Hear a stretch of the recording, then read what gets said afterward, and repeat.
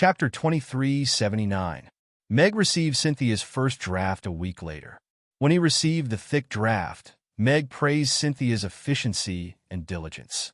Compared to the original script, it was obvious that there were more than 100 million details added. However, after Meg made himself a pot of black tea, he leisurely sat in front of the floor-to-ceiling window and flipped open the thick phantom of lust. Cynthia sat across from him, holding the hot tea with both hands, carefully observing Meg's expression. This was the first time she handed over a draft to her boss face-to-face.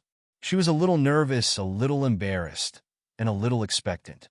This was her painstaking work for a week, not only because of her passion, but also because Meg had given her too much. After a long while, Meg closed the book slowly and stared at Cynthia with a strange expression for a while.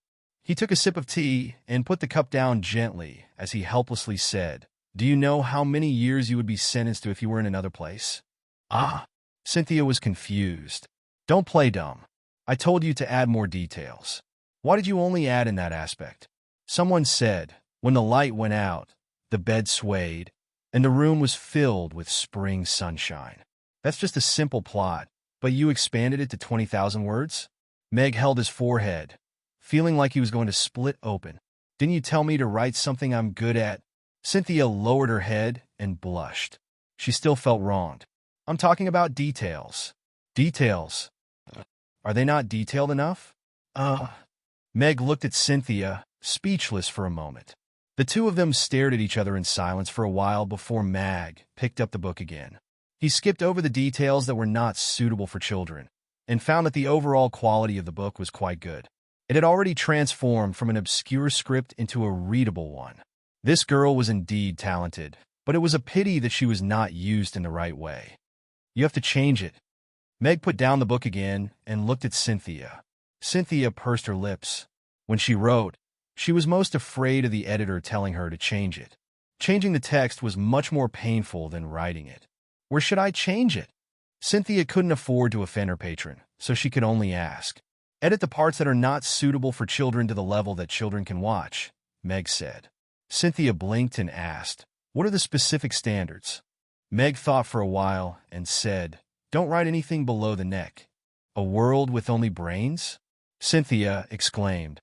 Meg rolled his eyes. "It's not just the brain. Don't describe it in detail." "How can that be?" "The most important thing is the details. Without the details, it would lose the sense of reality." "I can't accept this kind of modification," Cynthia retorted. Meg was surprised by Cynthia's rebuttal and muttered, "But this book is aimed at a wider audience." "Then just tell the children not to read it. There are not only children in this world, and I'm not writing a children's book. Why should I make do with them? Don't tell me that if I don't write about it in the book, they won't see the pretty girls in short skirts and tube tops on the streets. If they can't see it in the open, they will also hide under their blankets and read it secretly," Cynthia said with a serious expression and a firm tone. Meg looked at Cynthia and couldn't help but laugh. He nodded and said, "Okay, then we won't follow this standard. But you still have to cut out the plot. This is a serious novel. The focus is on the development of the relationship between the male and female leads and the plot of facing the enemy together. This is enough to support the story. I hope that if this novel can be widely circulated, it's because the story itself is exciting, and not because it's suitable for people to hide under their blankets and read secretly. But if you insist on adding this plot, then you have to sign Cynthia at the back of the book," Meg said indifferently. Cynthia opened her mouth, but in the end, she nodded obediently. Okay. She didn't dare to do something as shameful as signing her real name. And just as Meg said, this was a very good story. Even without the plot, it wouldn't affect the excitement of the story at all. Moreover, it would have a wider audience. Take it back and edit it. You can keep that part of the content first. If this book becomes popular, it can be published as an adult version of the novel. Meg pushed the book in front of Cynthia. "Is that okay?" Cynthia's eyes lit up. She was still regretting that the content she had painstakingly written would be deleted just like that. Meg gave her another way out. "The premise is that the original novel becomes popular first." Meg smiled. "So, go back and edit it carefully." "Okay, then I'll go back first." Cynthia put down the cup, picked up the book on the table, and got up to leave. It's rare to see such a hard-working author. Meg watched Cynthia's back disappear out the door and smiled as he muttered to himself. After drinking 2 cups of tea, Meg also got up and pushed his bicycle out. Apart from going to Hope School to teach the children, Meg also built a film studio in the periphery of the Magic Beast mountain range outside the city. The location was naturally very important to film a movie.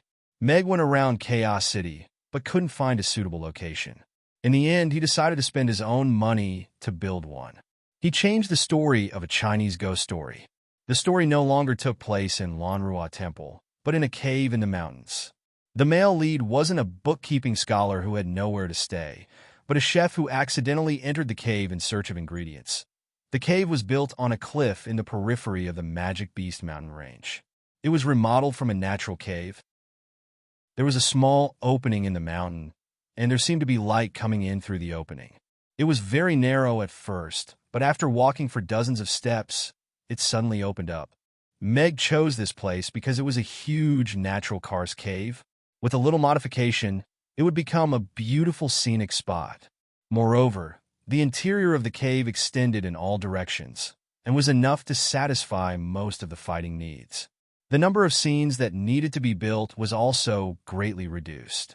When Meg arrived at the scene, a group of elves was building a bamboo house.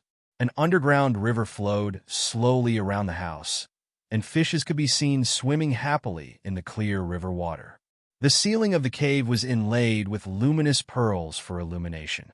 Of course, these weren't real luminous pearls, but lamp beads that imitated luminous pearls. The illumination effect was much better than luminous pearls, and most importantly, it was cheaper. "Mr. Meg?" A few elves greeted Meg familiarly. "Thank you for your hard work." Meg nodded with a smile. His projects were all contracted by the night elves during this period, so there were many familiar faces at the scene.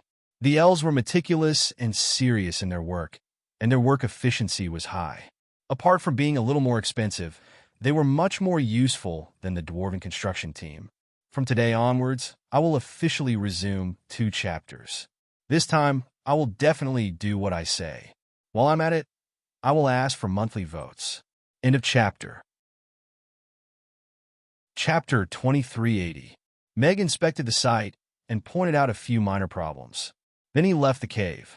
According to the current progress of the construction, the set would be completed in 3 days. As for the location, Meg had already thought about it. He would shoot it directly in the World of Warcraft forest. He didn't even need extras. He would just use World of Warcraft as the villains. Of course, to increase the visual effect and shock, Meg also planned to go to the Demon Islands and Dragon Island to shoot some scenes. Meg rode down the mountain on his bicycle and bumped into the Rose mercenary squad, who were about to enter the mountain. "Mr. Mac, why are you here?"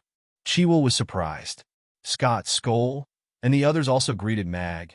"There's a construction site here, so I came to check it out." Meg stopped the bicycle and looked at Chiwell, who was wearing black leather armor. He smiled and said, "Are you guys going into the mountains for a mission?"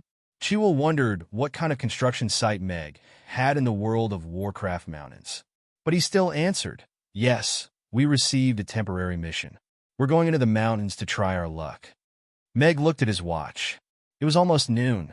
Normally, mercenary groups wouldn't choose to enter the mountains at this time. After sunset, the World of Warcraft mountains would be deadly. "Isn't it a bit late to enter the mountains now?" Meg looked at Chiwell and asked. He didn't want this woman to think that the Rose mercenary group was strong enough to do whatever she wanted in the World of Warcraft mountains just because she was lucky enough to meet him last time. Chiwell nodded. "Yes, that's why we're here today. We're just going to set up a few traps and prepare to return to the city." For some reason, he felt that Meg's tone was a bit familiar. "Good luck. I have to go back and prepare for lunch." Meg said goodbye with a smile and rode down the mountain. He was overthinking things. Chiwell was an experienced mercenary. After the previous incident, he would not be so foolish as to put his mercenaries in unnecessary danger. "Mr. Mac's 2-wheeled car is really good. When I have money, I'll get one too." Sydney looked at Meg's back and said enviously, "Come on, monkey. Do you think you can carry that thing and run on the tree?" Scott laughed. Everyone laughed along, and the air was filled with a joyful atmosphere. Chiwo retracted his gaze from Meg, his gaze becoming sharp and cautious. Continue forward. We need to hurry. We have to leave the mountain range of magical beasts before sunset. The group members also responded and followed suit, no longer joking around. When Meg returned to the dining room, there was already a long line outside the door. In the kitchen, Phyllis and Camilla were preparing the ingredients and preparing for the meal. Phyllis, is the tofu pudding ready? Meg asked as he washed his hands after changing into his chef's uniform upstairs. Yes, the tofu pudding is ready. The red braised pork and braised chicken are also in the pot, Phyllis replied with a smile. Good. Thank you for your hard work. Meg nodded.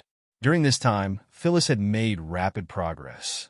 After mastering the recipe of the tofu pudding, she had also mastered the red braised pork and braised chicken. She was responsible for most of the dishes that needed to be prepared in advance, which greatly reduced Meg's workload. The vegetables are also cut, Camilla said in a muffled voice. Meg looked at the neatly arranged ingredients and smiled. You've worked hard too. Let's call it a day.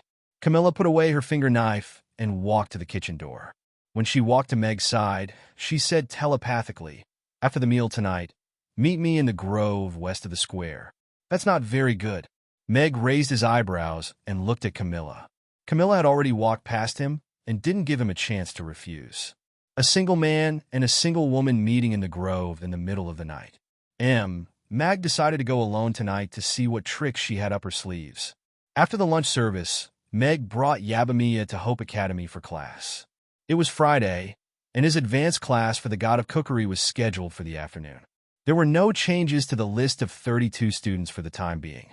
Although the children in the class had different talents, they were all very enthusiastic about learning to cook. This made Meg feel very pleased. Teacher Meg. When Meg arrived at the building of practical training, a teenager stood up from the stairs and came up to him excitedly. Beck, why are you here so early again? Meg looked at the teenager in front of him with a smile. I'm a slow learner, so I wanted to come early to practice, Beck said with an honest smile. He was a little embarrassed. Come in. Meg pushed the door open with a smile and brought Beck into the hall. There was still half an hour before class started. Meg arrived early to prepare for class. Beck was always the first one to wait for him outside the practical training center. He was also the last one to leave after class so that he could practice more. This child's talent was average.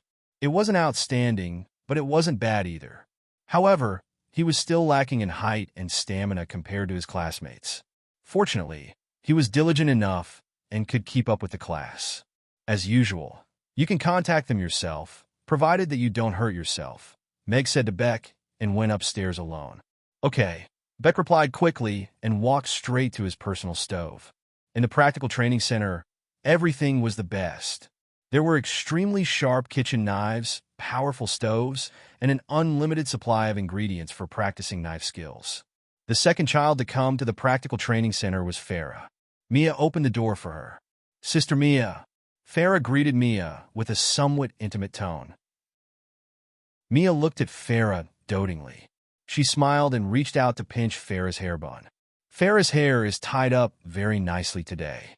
However, there's a small problem with the angle. Big sister will adjust it for you. Farah obediently took a step forward and lowered her head slightly, allowing Mia to tie up her hair again. The little girl liked to use her short hair to cover her ears and most of her eyes. Under Mia's encouragement, she tied up her hair, revealing her ears and her clean and delicate face. Oh, so cute. Mia pinched Farah's soft cat ears and said with a smile. Farah blushed and whispered, Thank you, Sister Mia. Are you going to practice cooking or read today? Mia asked. Read, Farah said without hesitation. Go. Teacher Meg is on the second floor. If you want to read anything, just ask him. Go to my office. Mia nodded with a smile. Okay. A smile appeared on Farah's face. She glanced at Beck, who was seriously practicing his knife skills, and quietly went upstairs. Chapter 2381. Meg looked up at the door when he heard the footsteps. Farah put down her hand that was about to knock on the door and softly said, Teacher Meg, I want to borrow a book to read. Choose what book you want to read. You can put it back after you're done, Meg said with a gentle smile. Hmm? Farah nodded with a smile. She walked in and quickly took out a Norland Continent Chronicles book from the bookshelf before pushing it out of Meg's office. This girl, I didn't expect her to be so interested in history, Meg murmured to himself softly. Farah had left a deep impression on him and Mia since the first class. She was an introverted child with low self-esteem. And in the past 2 weeks of interaction, this child had shown an astonishing talent in learning how to cook. If Beck was a diligent child with ordinary talent, then Farah was a genius child in others' eyes. While the other children were still fretting over how to control the wide kitchen knife and cut the ingredients into flat sections, Farah could already prepare all the ingredients for Yangzhou fried rice, and it was the kind that Meg couldn't be picky about. Back then, Meg was almost tortured to insanity in the test field for the god of cookery, but Farah only used 2 classes to master it. Her cat bloodline gave her extraordinary observation and control, and she obviously had a smart brain. The talent in cooking that she had shown, and Mia's interaction with her classmates, seemed to have untied many of the knots in her heart. She seemed to be more cheerful than before. However, she was still quiet. She no longer hid in a corner, and now had a hobby of reading. Meg had everything, including a lot of books. Therefore, he allowed her to come to the training center half an hour before class to read. Farah returned to Meg's office 5 minutes before class started, carrying the books. If you like them, take them home and read them slowly.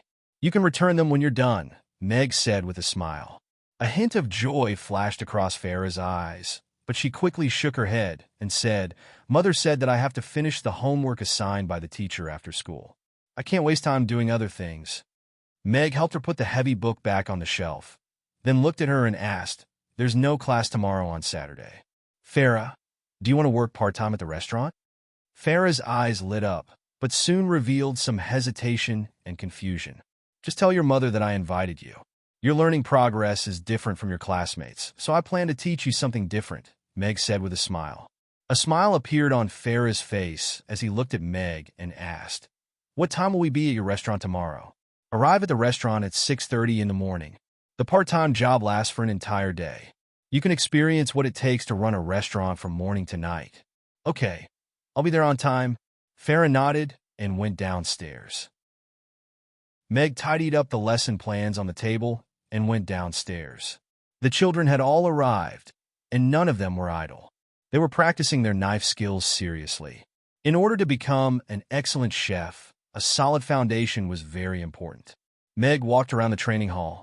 From the finished products on the students' chopping boards, he could see their current standards and whether they had trained at home in the past few days. 2 classes a week was too short for learning how to cook. If they did not practice at home, how could they talk about improvement? In this world, geniuses like Farah were few and far between. Fortunately, Meg was gratified that most of the students had obvious improvement in their knife skills. The degree of improvement was different, but there were traces of practice. Clyde, have you not touched a kitchen knife since you came home? Meg asked calmly as he stopped beside a slightly chubby boy and looked at the potatoes of different sizes on his chopping board. The boy called Clyde blushed and put down the kitchen knife in his hand. He lowered his head and answered softly, Teacher, I don't have a kitchen knife at home. You don't have a kitchen knife? This answer stunned Meg. My mother never cuts her food. She always cooks it directly and eats it with her hands. My father has a big knife, but he never lets me touch it. Clyde buried his head deeper and stole a glance at Meg. But my mother promised me that she would buy me a kitchen knife soon. That way, I can practice my knife skills at home. Meg looked at the boy whose head was almost buried in his chest and suddenly felt sorry and guilty. It's okay. Although you didn't practice much, your cutting skills have improved compared to the last class. Keep up the good work. You can do better. Meg patted his shoulder gently. Clyde raised his head in disbelief and met Meg's encouraging eyes. It was as if a ray of light suddenly shone into his heart and filled him with motivation. Let's continue, Mag said as he walked to the next student. Looking at these children in their new school uniforms, he sometimes forgot that they came to Hope School from extremely poor families. Some things that he took for granted might not be so for them. For children from poor families, it was difficult to even fill their stomachs. It was almost impossible for them to practice their cooking skills at home. Okay, children, that's the end of the pre-class practice. We won't talk about knife skills in today's class. I'll introduce you to the use of various pots and pans. Meg came to the podium and loudly interrupted the students' knife skills practice. The class began. Yabamiya sat upright in the back row with a notebook beside his hand. He took down a few key points from time to time, just like the 33rd student. Unknowingly, the bell signaling the end of school rang. The children looked at Meg expectantly. According to the experience of the previous classes, Teacher Meg would cook dinner for them and let them go home after eating. "Children, I'm not going to cook dinner for you today," Meg said with a smile. Hearing this, the children could not hide their disappointment. "However, I prepared a gift for all of you." Meg raised his hand and pointed to the back of the training hall. The children all turned around. Mia stood with a smile on her face. 32 grayish-black cloth bags were neatly arranged beside her. A pot handle peeked out from the cloth bag. "This is—" The children were puzzled and puzzled. After these days of learning, you have a general understanding of cooking. In order for you to practice your cooking skills at home, I prepared an iron pot and a kitchen knife for each of you. There's also a bag of potatoes in the bag. The homework I've arranged for you this time is to cook dinner for your family with potatoes when you get home," Meg said with a smile. "A kitchen knife and an iron pot." The children's eyes lit up one after another. "Am I finally going to have my own kitchen knife?" Clyde jumped up in excitement. End of chapter. Chapter 2382. The children happily carried Meg's gifts home. Compared to a delicious dinner, having their own kitchen knife and wok made them feel more excited. In today's class, Mr. Meg had just taught them how to make a dish called sour and spicy shredded potatoes. It looked very simple. Now that they had a kitchen knife and wok, as well as potatoes and side dishes, the children couldn't wait to go home and show off their cooking skills to their families. Aren't those the students of the advanced class for the God of Cookery? What are they carrying on their backs? School bags? No, it looks like a wok. Look, there's even a wok handle. Giving out wok in class? This Mr. Meg is quite interesting. The other teachers and students were quite surprised to see the children of the advanced class for the God of Cookery neatly carrying black backpacks.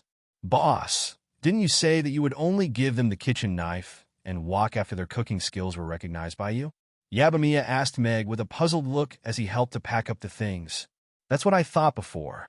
Giving them the kitchen knife and wok would be a recognition of their graduation." Meg nodded with a smile. "But I suddenly understood something today. For these children, perhaps not all of them can reach the level I recognize, but if they have a suitable kitchen knife for daily practice, their chances of success will be higher. As long as they work hard enough, that's enough." Yabamiya nodded thoughtfully and looked at Meg with a smile. "Boss, you're really a good person." Meg smiled noncommittally and walked towards the door. "We should go back and prepare for business." "Mother, I'm back." Farah walked into a dark and narrow bungalow with a black cloth bag on his back. A somewhat stooped and thin figure stood up from the only small window in the room. She poured a bowl of water from a chipped pottery bowl and smiled at Farah. "Farah, you're back. Are you tired from class today?" Farah took the pottery bowl and gulped down the water in a few mouthfuls. He smiled and said, "I'm not tired. I'm not tired from class at all." "What are you carrying?" Mother noticed the black cloth bag on Farah's back. "This is a gift from Mr. Meg. An iron pot, a kitchen knife, and a bag of potatoes." Farah put the cloth bag on the ground and took out several things from it. The last thing he took out was a book, A Wonderful Journey to the World. Farah stared blankly at the book in his hand. His eyes immediately reddened, but he couldn't help but smile. This was a book on Teacher Meg's bookshelf. She originally planned to read this book after she finished reading the Chronicles. She didn't expect that he would actually give this book to her. So many things. This is too expensive. Did Teacher Meg really give them to all the children? Farah's mother said uneasily as she stroked the smooth bottom of the pot. She had never seen such a good pot before. "Yes, Mother." "The teacher said that he gave us the pot and kitchen knife so that we can practice our cooking skills better at home." Farah nodded and put the book in his hand on the bed at the side. He said, "Also, he gave us homework today. We have to cook dinner for the family with potatoes." You're going to cook? Farah's mother looked at her in surprise. Yes. I learned how to cook potatoes today. Farah nodded. He took out 4 potatoes from the bag and walked into the simple kitchen at the side. Farah's mother, Isha, followed him in. Although the family was not well off, she had never let Farah cook alone since she was young. Some time ago, Farah had successfully entered Hope School with the help of Principal Luna. Last week, the child had come back and said that she had entered the advanced class for the God of Cookery and was going to learn cooking skills from the world's best chef. Isha was already very gratified that the child could eat her fill every day and learn how to read and learn. As for the matter of Farah learning to cook, she did not take it to heart. She just did not want the child to delay her studies and did not ask much about it. Being a chef was not an easy task. Although she did some small handicrafts at home every day and did not go out, she had heard that the son of the family next door had become a chef's apprentice. Not only did he eat well, but he also had a salary of 1,000 copper coins a month. He had become the envy of the neighbors. However, being a chef was not an easy task. She had heard that the son of that family had not been home for more than a month. He stayed in the kitchen every day to practice his cooking skills. 2 days ago, his father went to visit him and said that he ate well, but he had lost a lot of weight. As for her own child, who studied 2 classes at school every week, also wanted to become a chef. Isha did not believe that the teacher was really that good. Farah looked at the pot of porridge that was still half full. He said, I'll heat up the porridge and then stir-fry some hot and sour shredded potatoes. Then I'll make some salt and pepper potatoes. What? Isha was puzzled.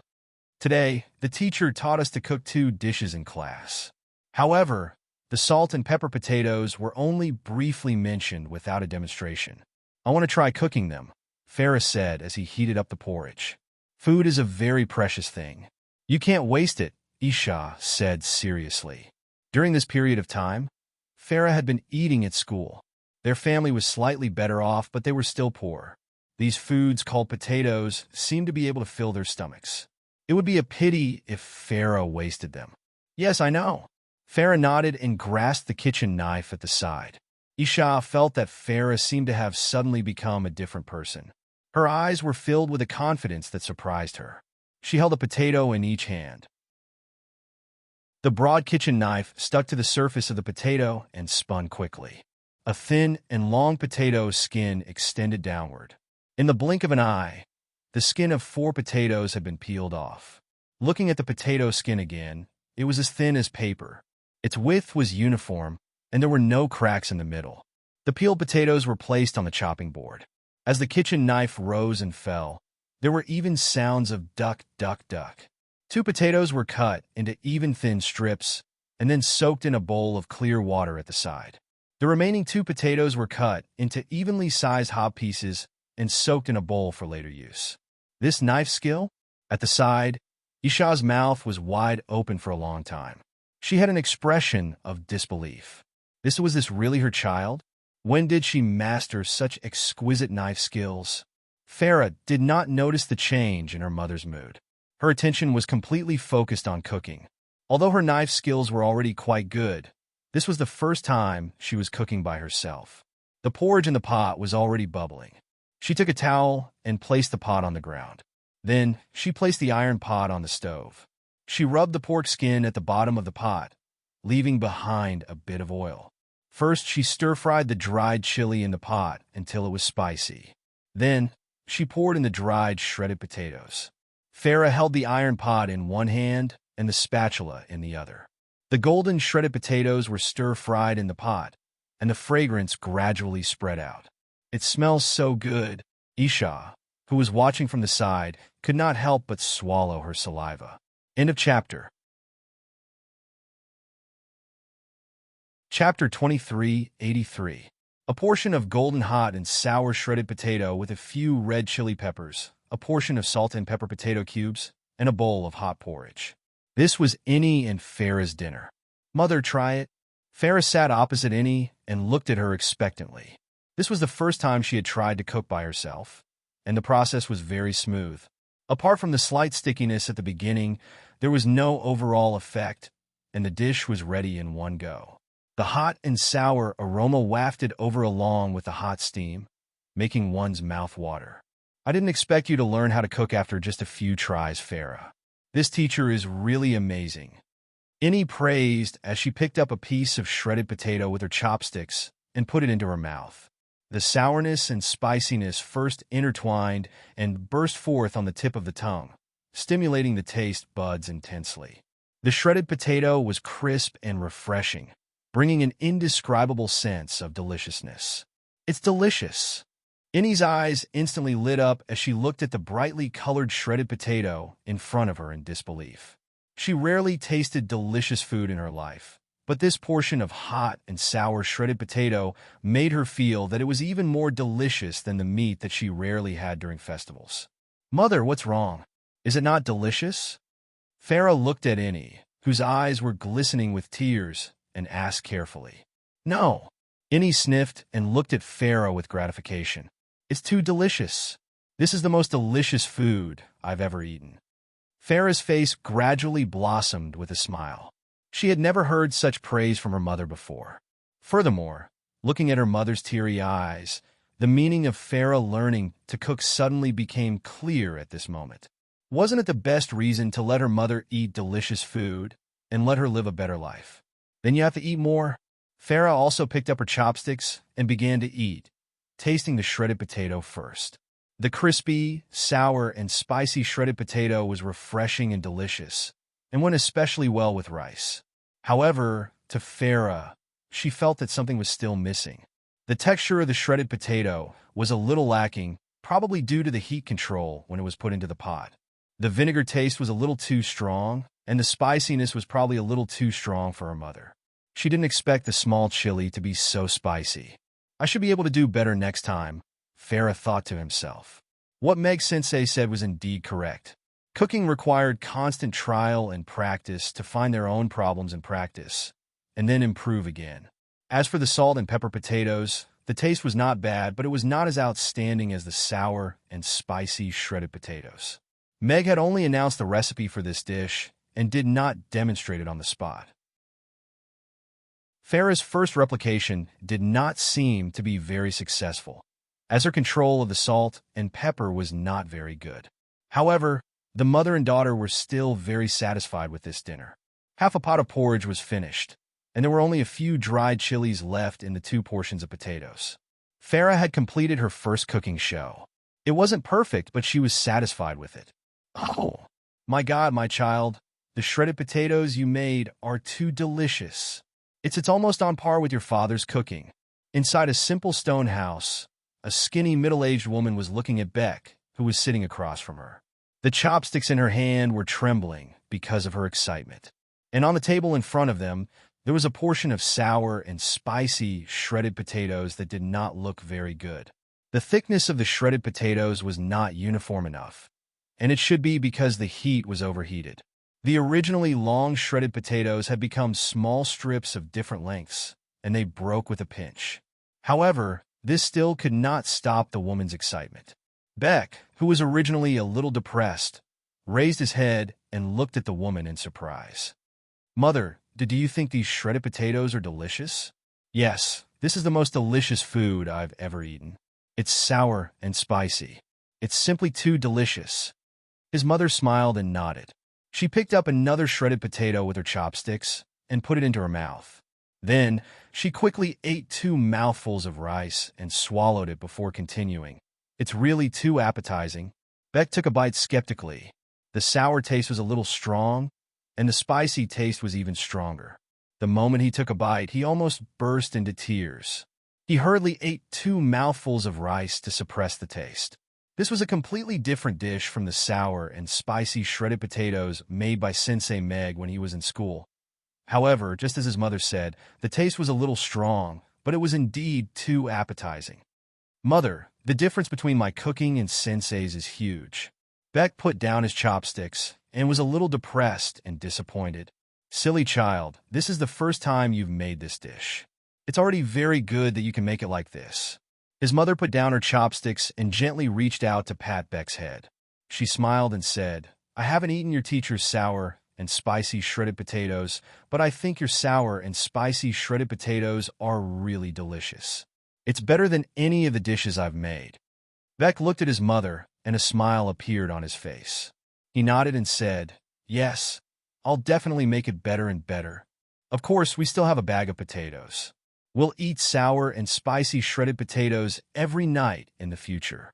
His mother nodded with a smile. "Mother, can you tell me more about Father?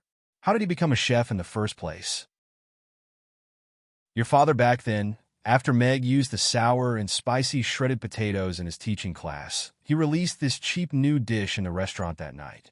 It was a new addition to the vegetarian menu. Today's new dish, sour and spicy shredded potatoes, 108 renminbi per serving. It's been a long time since a new dish with such a low price appeared. I feel like I can try it with my eyes closed. It's sour and spicy. Blind guessing is a good dish to go with a meal. Here comes the good news for gluttons. Looking at the small blackboard hanging at the door, the customers were already discussing among themselves. "Boss, why is such a delicious sour and spicy shredded potato only 108 renminbi?" Yabamiya ate the shredded potatoes and looked at Meg with a puzzled expression. The girls all looked at Meg. This price was indeed a little different from the price of the other dishes on the menu. The price is set according to the ingredients and the difficulty of cooking. I've always been very reasonable in my pricing. This is the price that should be, Meg said calmly.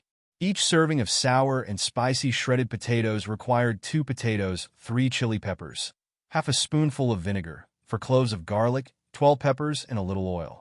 The cooking method was simple and efficient, so the price of 108 renminbi was very reasonable. "I also want a bowl of rice." Amy put down her empty bowl and blinked. "You want an extra bowl today?" Meg took the bowl with a smile and went to get some rice. Yes, yes.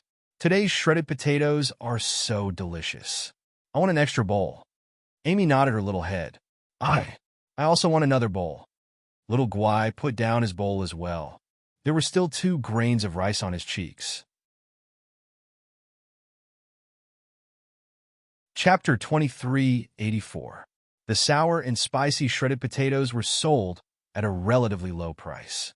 Everyone praised it and asked for another bowl of sour and spicy shredded potatoes. They sold a lot of food tonight, but the turnover decreased because of the low price of the sour and spicy shredded potatoes. Meg didn't care much about this. He didn't rely on the restaurant's turnover to survive. As long as the customers were happy, he would feel comfortable. The best ingredients are the cornerstone of top-notch delicacies. It is also the cornerstone to bring the restaurant to the next level. New mission. Host, please develop a delicacy with a price of more than 10,000 copper coins. Mission time limit, 7 days. After completion, there will be a generous reward. The system's voice sounded in Meg's mind. Top-notch delicacies use the most common ingredients and simple cooking methods to create food that everyone likes. Meg curled his lips and said disdainfully in his heart, "System, you must think that selling potatoes won't make money.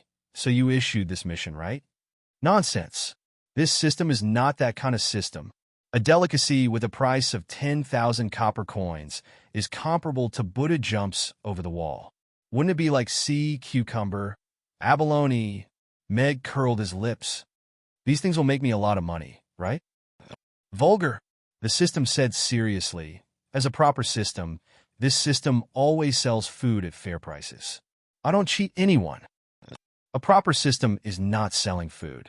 Then, the system choked and said forcefully, "This system is doing this to maintain the operation of the farm and ranch. I have no choice. Do you know how much it costs to raise a lobster? Do you know how many steps it takes to grow a shiitake mushroom?" Meg curled his lips and said, Okay. I'm tired of listening to you. Isn't it just food that costs 10,000 copper coins? I can roast a whole pig, and it won't even cost 10,000. System. Roasting a whole pig is a bit exaggerated. How about roasting a suckling pig? It'll be smaller and easier to handle, Meg said after thinking. Meg had become more and more proficient in barbecuing recently. He had some ideas and confidence in barbecuing something big.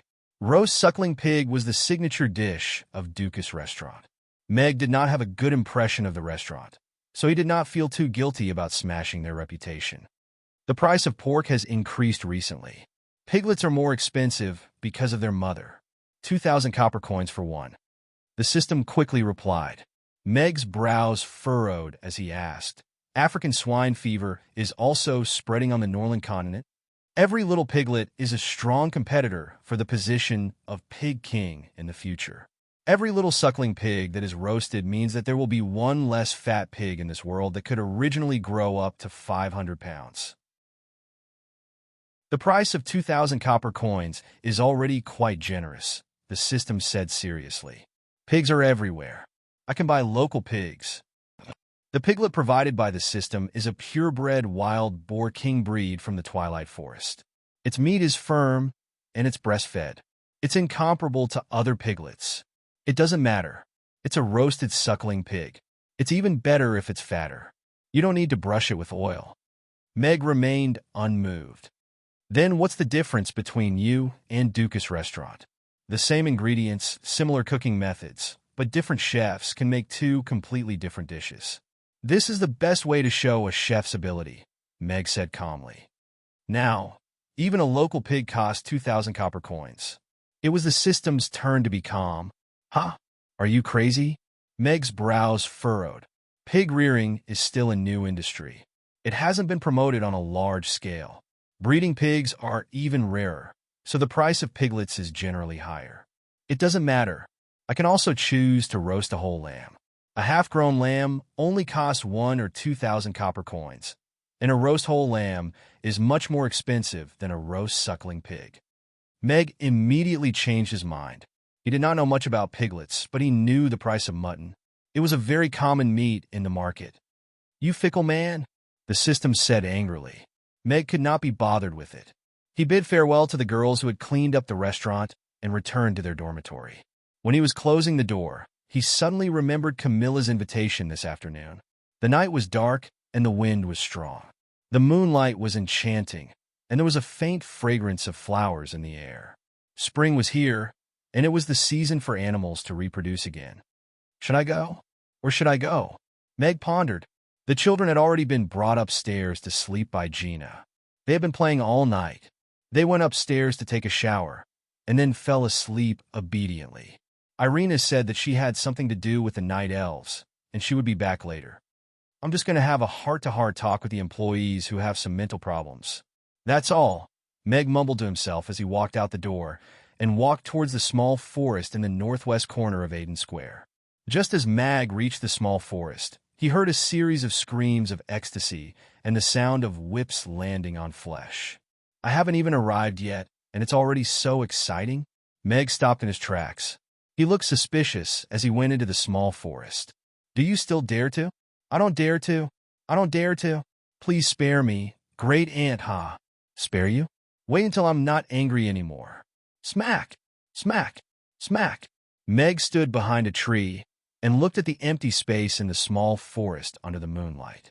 Camilla, who was wearing tall leather boots, was stepping on a man in black.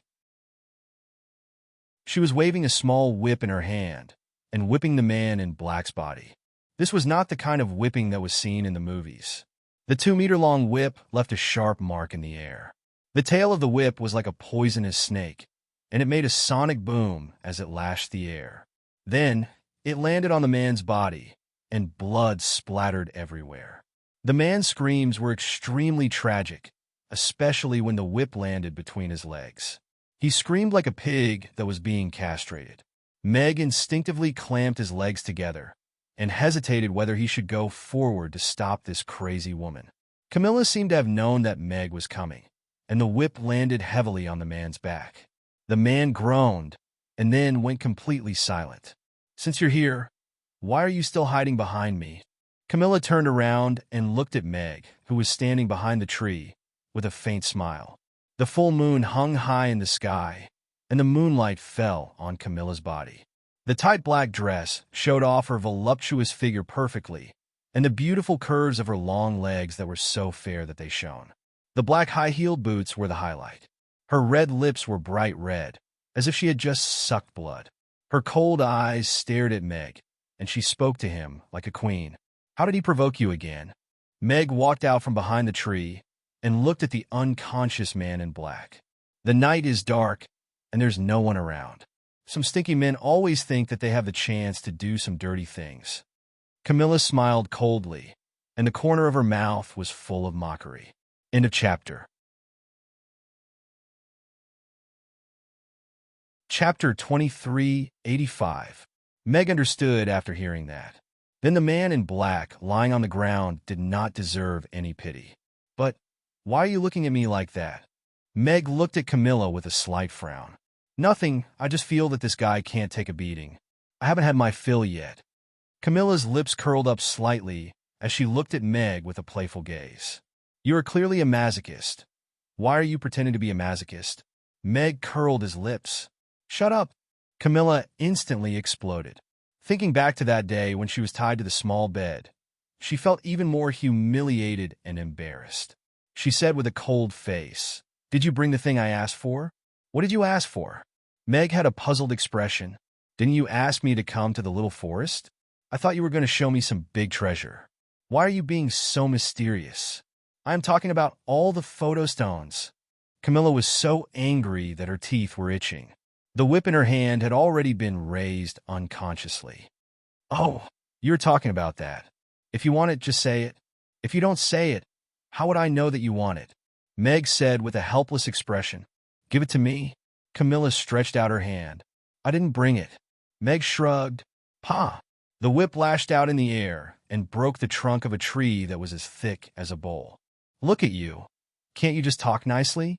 Why do you have to vent your anger on these flowers and plants? This is different from being a scumbag. If you break the whip, they will have to plant another one tomorrow.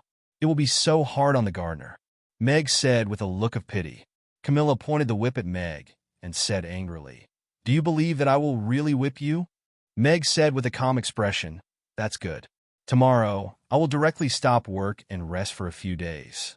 If they ask, I will say that you failed to get the strange photo stones from me, so you whipped me as revenge. You shameless person. Camilla was so angry that she did not know whether to lash out or release the whip. She would never have thought that Meg, who looked so scholarly, would be so much harder to deal with than the hooligan lying on the ground. Actually, you don't have to worry about leaving the photo stone with me. At most, I'll just take it out to admire it in the dead of night, Meg comforted. You. The whip in Camilla's hand was already raised, but when she looked at Meg, she suddenly put down her hand and smiled. You have a wife now. Aren't you afraid that I will tell your wife about this? Meg pondered for a moment before a look of fear appeared on his face. Are you scared now?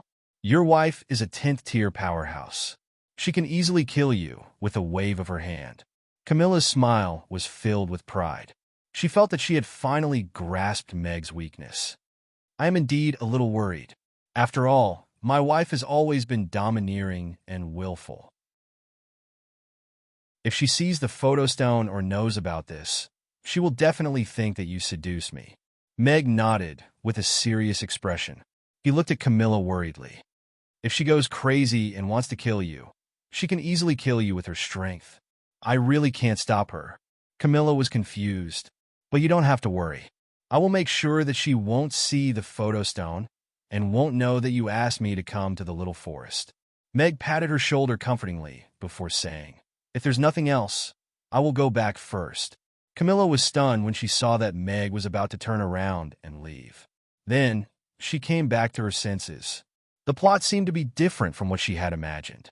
She was the one who asked Meg out and wanted to use his wife to threaten him to compromise. How did it turn into her being threatened by him and wanting to work together with him? Wait, in this matter, I seem to be the victim, right?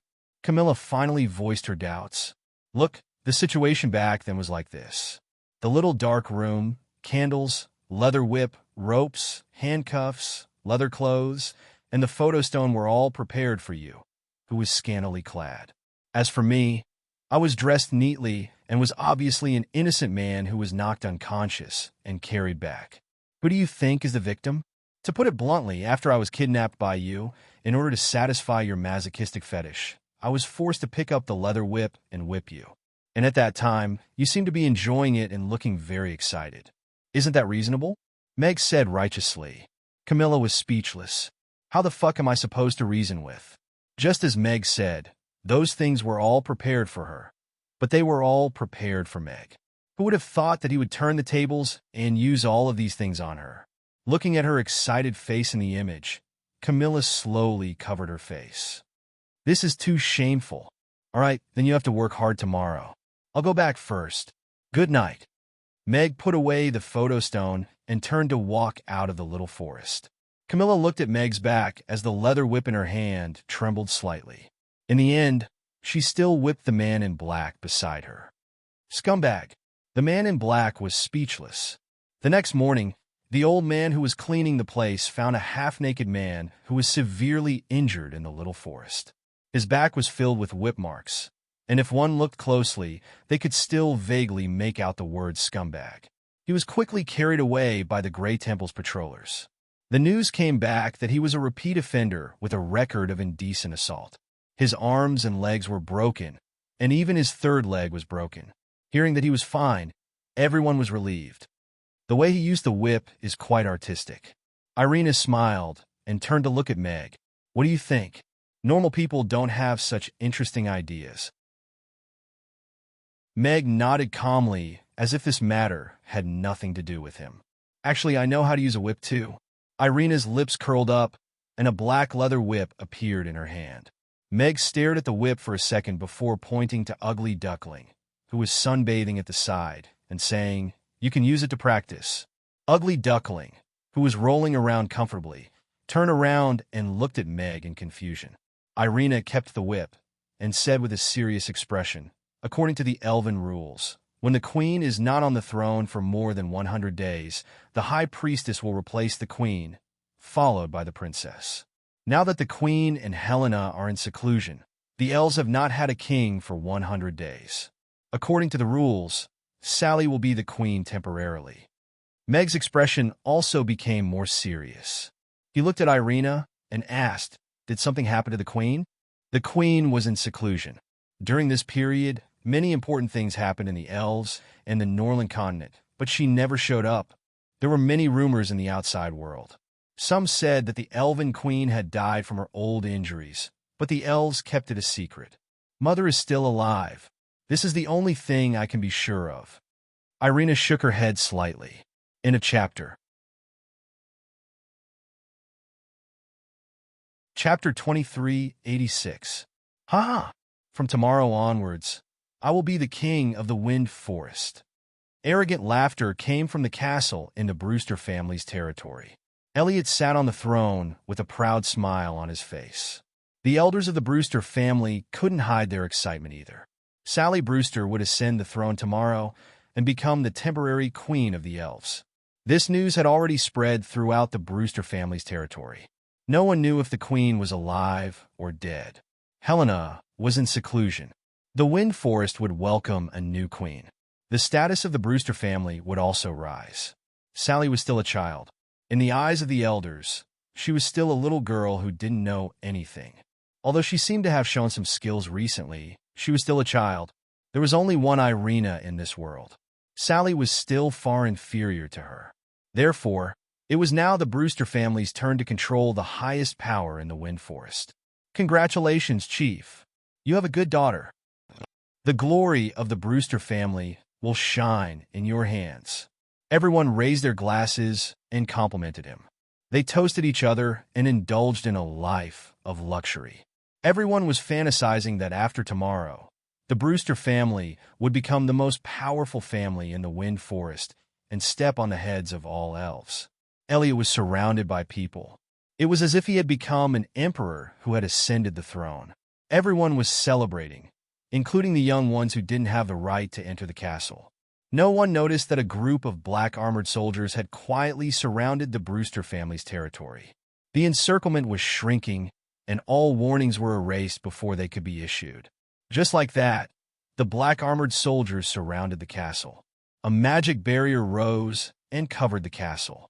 Only then did the laughter in the castle gradually stop.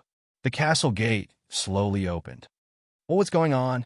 The elders of the Brewster family looked at the black armored soldiers with swords and sabers outside the door with their mouths wide open.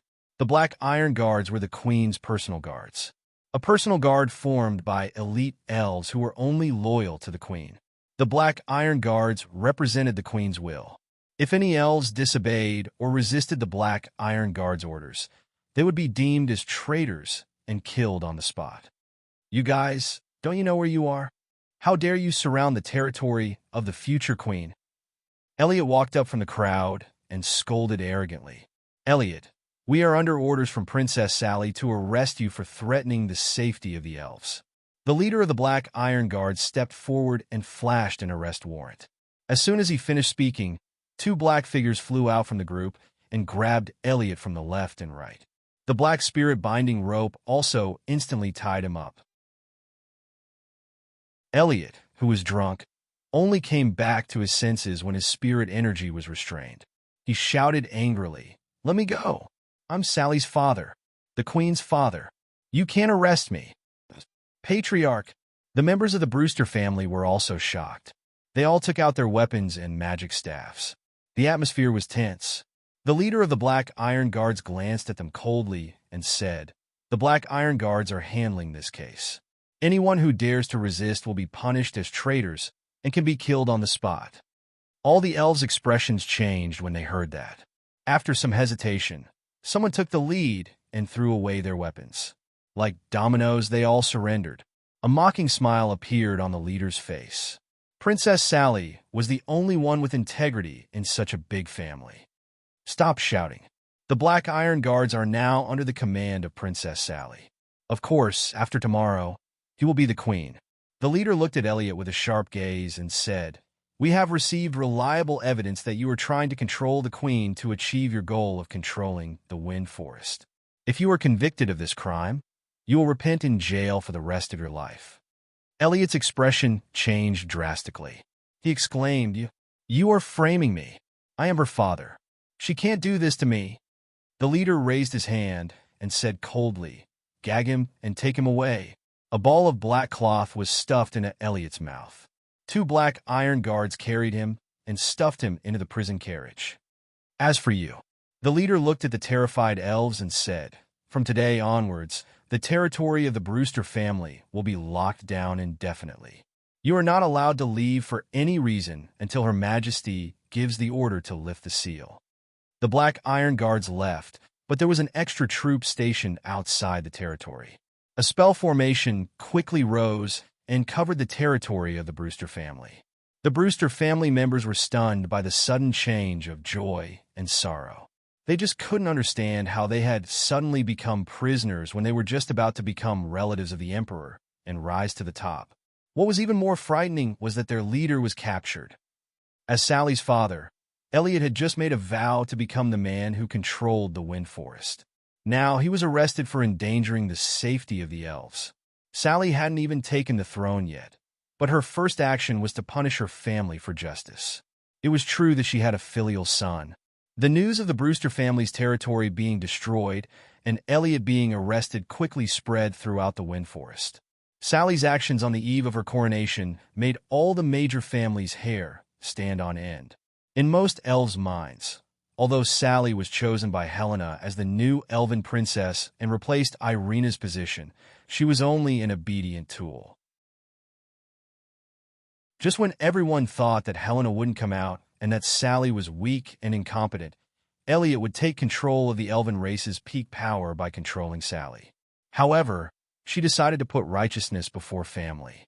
What surprised all the elves even more was that the Black Iron Guards, who were loyal to the Queen, had already pledged their loyalty to Sally on the eve of her coronation.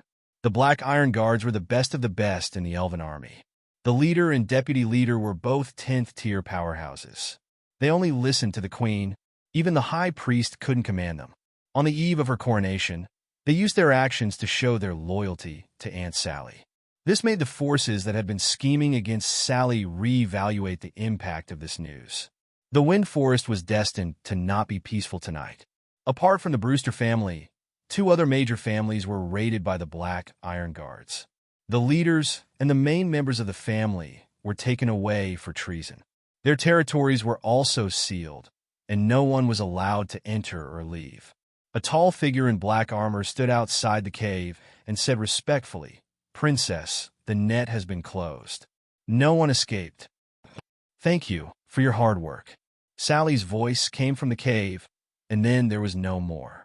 That elf in black armor stood outside the cave for a while, and then left silently. "Since it's already rotten to the bone, I can only cut the bone to heal it." After a long time, a soft sigh came from the cave. "Thank you for your hard work." Another weak voice sounded. Chapter 2387.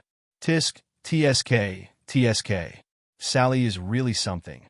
She actually has such ruthless means. I've underestimated her. Irina, who received an urgent letter the next morning, sat up from her bed and exclaimed in shock. "What's wrong?" Meg leaned over to look at the letter in Irina's hand, and his eyes widened. There wasn't much information, but it wasn't a small matter. On the eve of Sally's coronation, she arrested Elliot and raided the houses of two powerful families at the same time. The new queen hadn't even ascended to the throne yet, but she had already burned the three most unstable elements. The timing was ingenious, the means were sharp, and the decision was decisive. It was amazing. I wanted to go and support her today, but it seems like there's no need for that now. Irina threw the letter in her hand away, and it turned into golden spots of light in the air. Then, she fell back onto the soft and comfortable bed. "Then, I'll go back to sleep." "Go ahead and sleep. I'll get up and prepare breakfast. I'll go out for a while." Meg got up and got dressed. "Where are you going?" "Rodu," Meg answered. "Going to the opera again?" "I promised to bring them to the opera previously, and I'm going to fulfill it today." Meg nodded. Miss Black Cat had been popular out of the circle recently. It had even reached Chaos City. Because the situation on the continent was stable, many rich families had already taken their flying steeds to Rodu to watch this opera. The ladies had seen the picture books and were looking forward to this story. "Then I'm not going." Irina yawned and turned around. "It's more interesting for me to watch the coronation later." With that, Meg was a little tempted. He had watched the opera a few times, and he would get sick of it no matter how good it was. However, the elves' coronation was different. With the elves' long lifespan, it was not surprising that they would only see it once in 100 years. "Then, why don't I discuss with them later and see which one they want to watch?" "Up to you," Irina answered lazily. The restaurant wasn't open today, but because of Meg's travel plans, the girls still came to the restaurant early in the morning. Going on a tour and building a team was the most interesting thing. This was the consensus that the girls had reached. The destination of this trip was Rodu, where they were going to watch Miss Black Cat live. As the first batch of loyal fans of the manga, there was no doubt that the girls were looking forward to watching the opera live in person. Even Camilla, who had yet to recover from the shame of last night, came. Yabamiya took a bite of the soup dumpling and asked Meg worriedly, "Boss, will we be able to make it to the show if we leave now?" "If we set off for Rhoda now, we'll only be able to watch the afternoon show," Meg said. "If that's the case, then we can only watch 2 matches." "What a pity," Yabamiya said regretfully. "I heard that Angela is studying in that theater now. We won't see her perform on stage, will we?" Barbara frowned. "That would be a good show. I'm not sure." Meg was also stunned. He hadn't paid attention to Angela's situation for a while. He didn't know how she was doing with Vicky's acting lessons. However, given Angela's personality, she probably wouldn't be idle. Moreover, the atmosphere of the Black Cat song troupe was good, and they were often understaffed. They probably used Angela a long time ago. "Oh yes, I just heard a piece of news this morning, so there's an extra option for today's itinerary. The Elven race will be holding a coronation ceremony today, and Sally will be registered as the Elven Queen. Should we go and watch Miss Black Cat or the ceremony?" Meg asked everyone. The restaurant was silent for a while. "Of course we're going to watch Sally's coronation." Yabamiya stood up immediately and said agitatedly, "Sally is going to be the queen.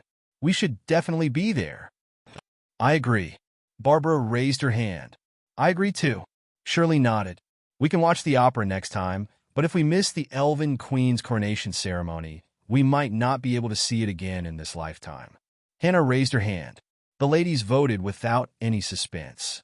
The trip to Rodu to watch the opera was canceled, and they were going to the Wind Forest to watch the Queen's coronation ceremony instead. "Did you all receive the invitation?" The Wind Forest is not a scenic spot that anyone can visit, Camilla said, pursing her lips.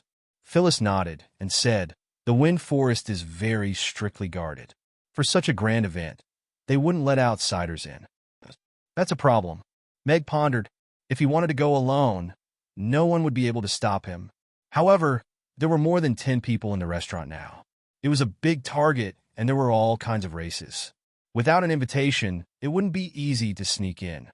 This is my invitation, but I can't go. You can have it. Irina took out a green token and casually threw it on the table. Lady Boss, why do you have an invitation? Yabamiya asked in surprise. When you're strong enough, you'll naturally be invited. Irina smiled. I see.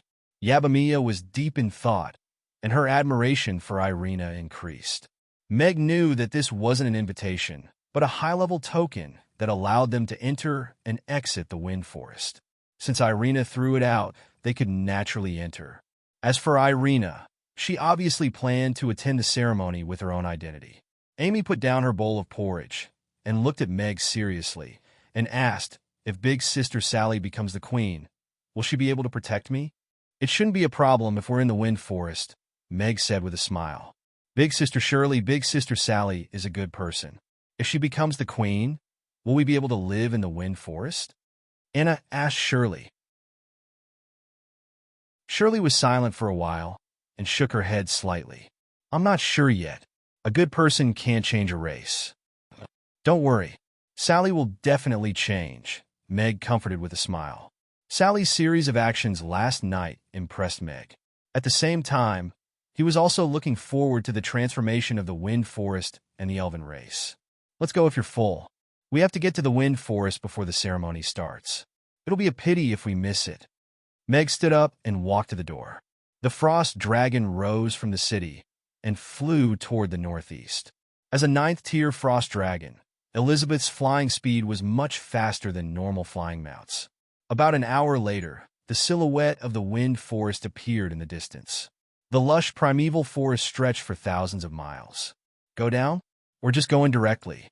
Elizabeth asked, flying from the side. It's too troublesome to interrogate bit by bit, Meg said.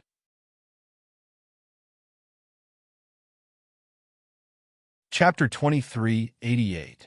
The coronation ceremony of the Elven Queen was the most important ceremony of the Elven race. However, this coronation ceremony was a little special. The elves did not send out invitations to the public. Therefore, when Meg and the others arrived at the center of the Wind Forest, they could already see the majestic tree of life, but they were stopped. Hundreds of arrows were already aimed at them, and the black armored guards surrounded them. Irina is too unreliable, Meg complained in his mind. He thought Irina was really confident that they could sneak in and watch the ceremony quietly in a corner. He didn't expect that. She didn't even send out invitations to the public. What was the point of them coming here with fake passes? Elizabeth and Camilla looked around cautiously, thinking about which direction to break in from. They could already see that there was something wrong with the pass. The others were still naive, thinking that this was just a routine check. Sister Sally doesn't know we're coming? Or did she tell them to come and greet us? Amy asked in confusion. Meg smiled awkwardly. The fact that these black armored guards didn't directly attack a group of unidentified people who suddenly appeared in the center of their territory and tried to sneak into the Queen's coronation ceremony was already very polite. Where did you get this pass from? An elf who looked like the captain asked coldly as he looked at Meg. This young elf had the strength of a 7th-tier elf. He looked at Meg and the others with caution. This group of people was too strange. The leader was a human male. Other than that, there was a giant dragon, a demon, an orc, and 3 children. He couldn't tell how strong that man was, but those women gave him a lot of pressure. He was already considered outstanding and powerful among the younger generation of elves. However, he couldn't see through the strength of these women at all. They were too powerful, far more powerful than him, especially the woman who was standing at the back of the group with a little girl in her arms. Although she was holding back her aura, just a little of it was enough to make him feel a terrifying pressure. A 10th-tier powerhouse. A 10th-tier powerhouse with a few 8th-tier and 9th-tier powerhouses had unknowingly arrived outside the area of the ceremony. He had already ordered someone to report to the commander immediately. The leader in charge of the internal security should be here soon.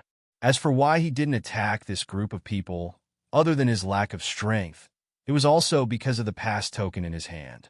This was the highest level of entry token in the elven race. Only the queen, the high priestess, and the princess had it. He did not sense any strong hostility from this group of people.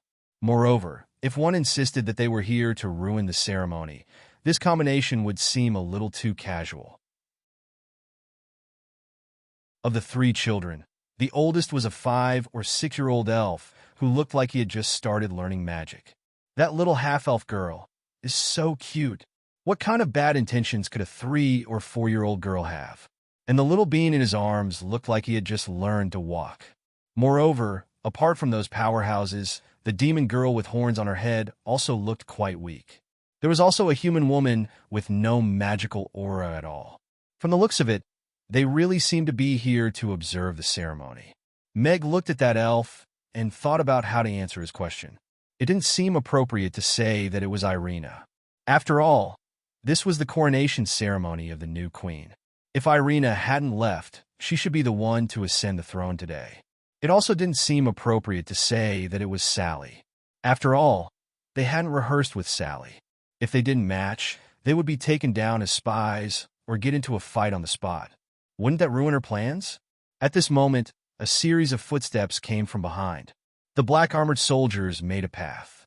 An elf with a long sword at his waist strode over and stood in front of everyone. "Commander!" The elf captain's eyes lit up. He quickly stepped forward and presented the pass in his hand. This group of unidentified people are trying to enter the ceremony with the pass.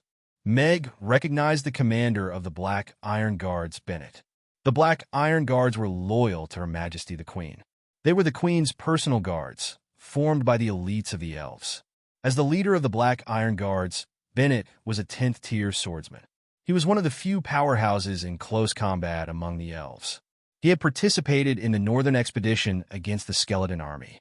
Bennett took the pass, but didn't rush to check its authenticity. His gaze landed on Meg and the others, and he revealed a puzzled expression. The people who came weren't nobodies. At least, Bennett recognized a few of them.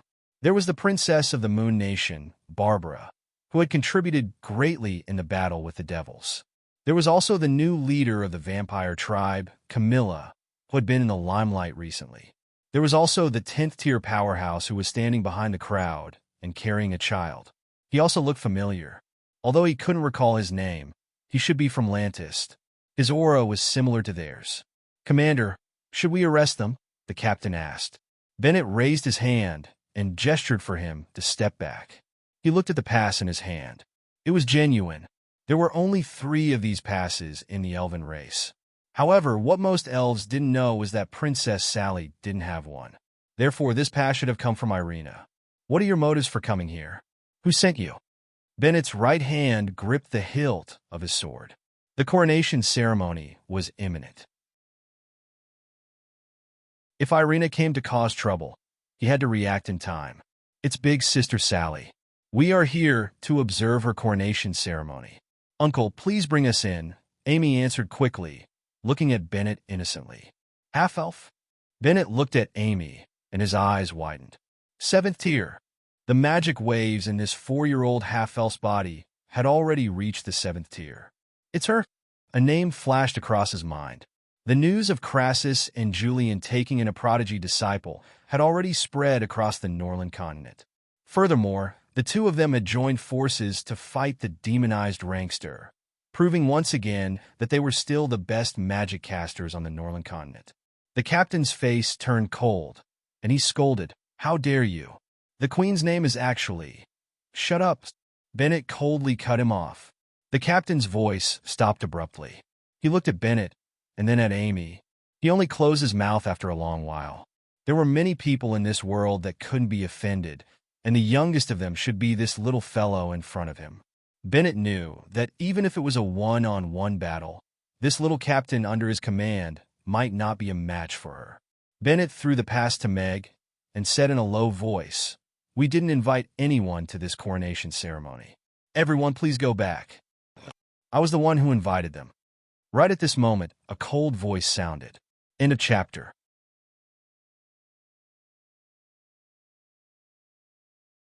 Chapter 2389. Your Highness.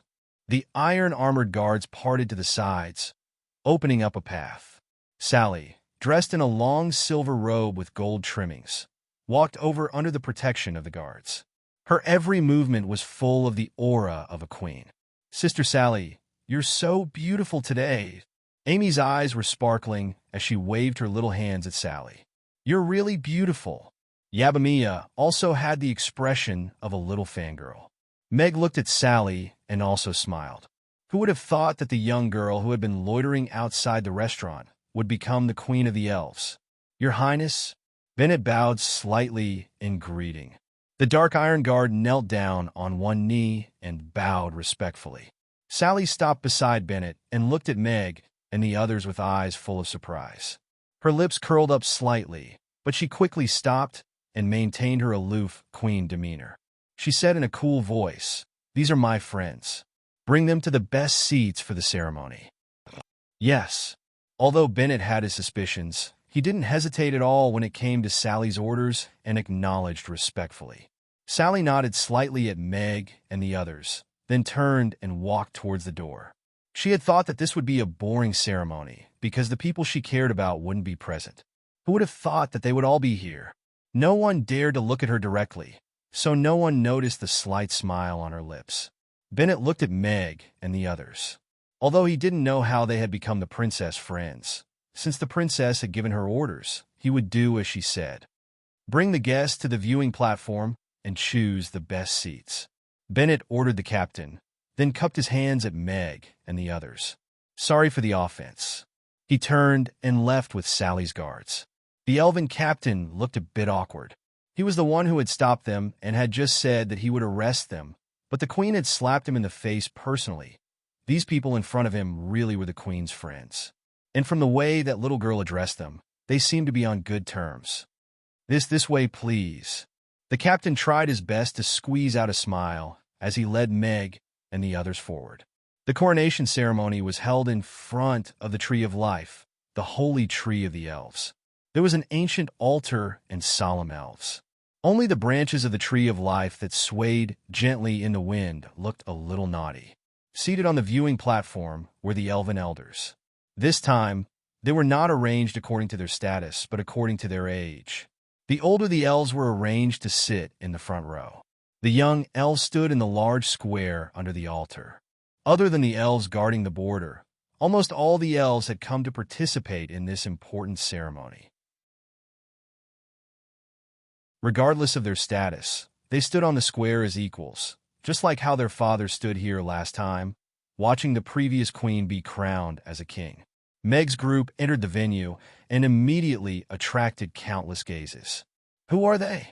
Didn't you say that there would be no outsiders? Human, giant dragon, demon, and half-elf. What kind of strange combination is this? Voices of confusion were heard. The elven captain led Meg and the others to the viewing platform. Meg did not choose the best spot in the center. Instead, he chose a corner where he could clearly see the altar. This was a celebration that belonged to the elven race. Their arrival was already a surprise, so they naturally couldn't go to the most conspicuous spot to attract attention. The captain's impression of Meg improved significantly. After arranging for everyone to sit down, he said, "If you need anything, please tell the staff over there." "Thank you." Meg nodded slightly and watched as the captain left. That tree is so spectacular. Amy looked up at the Tree of Life in surprise. This is the Tree of Life, the holy tree of the elven race. It's also a tree with spiritual energy. Meg introduced with a smile. The Tree of Life was very close to Irina and had saved her many times. It had even endured the most difficult 3 years for her. "I think I saw it move just now." "It wasn't the kind that was blown by the wind," Anna said in surprise. "The Tree of Life has spiritual energy." The elders of the race said that it was a holy tree that was personally planted by the goddess of life. The elven race established a connection with the goddess of life through it. Only an elf that has been acknowledged by it can become the queen of the elven race, Shirley said. Right at this moment, A branch of the Tree of Life suddenly rose up and flew toward the viewing platform. It was like a green ribbon flying toward Meg and the others. Everyone turned to look with confusion in their eyes. Why did the Tree of Life suddenly move? The branch grew quickly and finally stopped in front of Amy. The branch, which was as thin and soft as a willow branch, lightly touched Amy's head as if it was caressing her head. "He's so ticklish."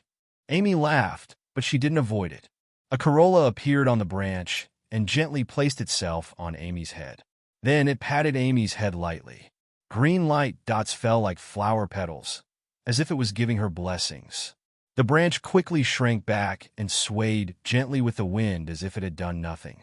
The elves looked at this scene with their mouths agape. The Tree of Life put a corolla on a half-elf and even gave her blessings. The Tree of Life had a spiritual energy, but not all elves could be acknowledged and blessed by it. In the past 100 years, only Irina and Sally have been acknowledged and blessed by the Tree of Life. And now, this little half-elf girl who had come to the Wind Forest for the first time had been blessed by the Tree of Life. It must be the Tree of Life's blessing for a guest who came from afar. "This doesn't mean anything," an elder said. The elves all nodded in agreement. This was the only explanation that could make them feel better. "Beautiful, beautiful," little Gwai said as it clapped its little hands. "Little Amy is liked by the Tree of Life," Mia also said with a smile. Shirley, on the other hand, was a little surprised. Like the other elves present, she also knew what it meant to be acknowledged and blessed by the Tree of Life. Amy wasn't a pure elf. She had half-human blood in her. Why did the Tree of Life choose her? Unless it was because of the other half of her blood that the Tree of Life gave her special treatment? And that passed from before. She only remembered how precious it was after seeing it clearly. Since the lady boss didn't come from the Wind Forest, then she shouldn't have this pass. It could even be said that only a few people in this world could have this pass. A bold idea appeared in her mind. She looked at AI. Those beautiful azure eyes were so familiar, and the sight of AI Mi's face made her see some overlapping contours. Then the boss. Shirley's eyes suddenly widened.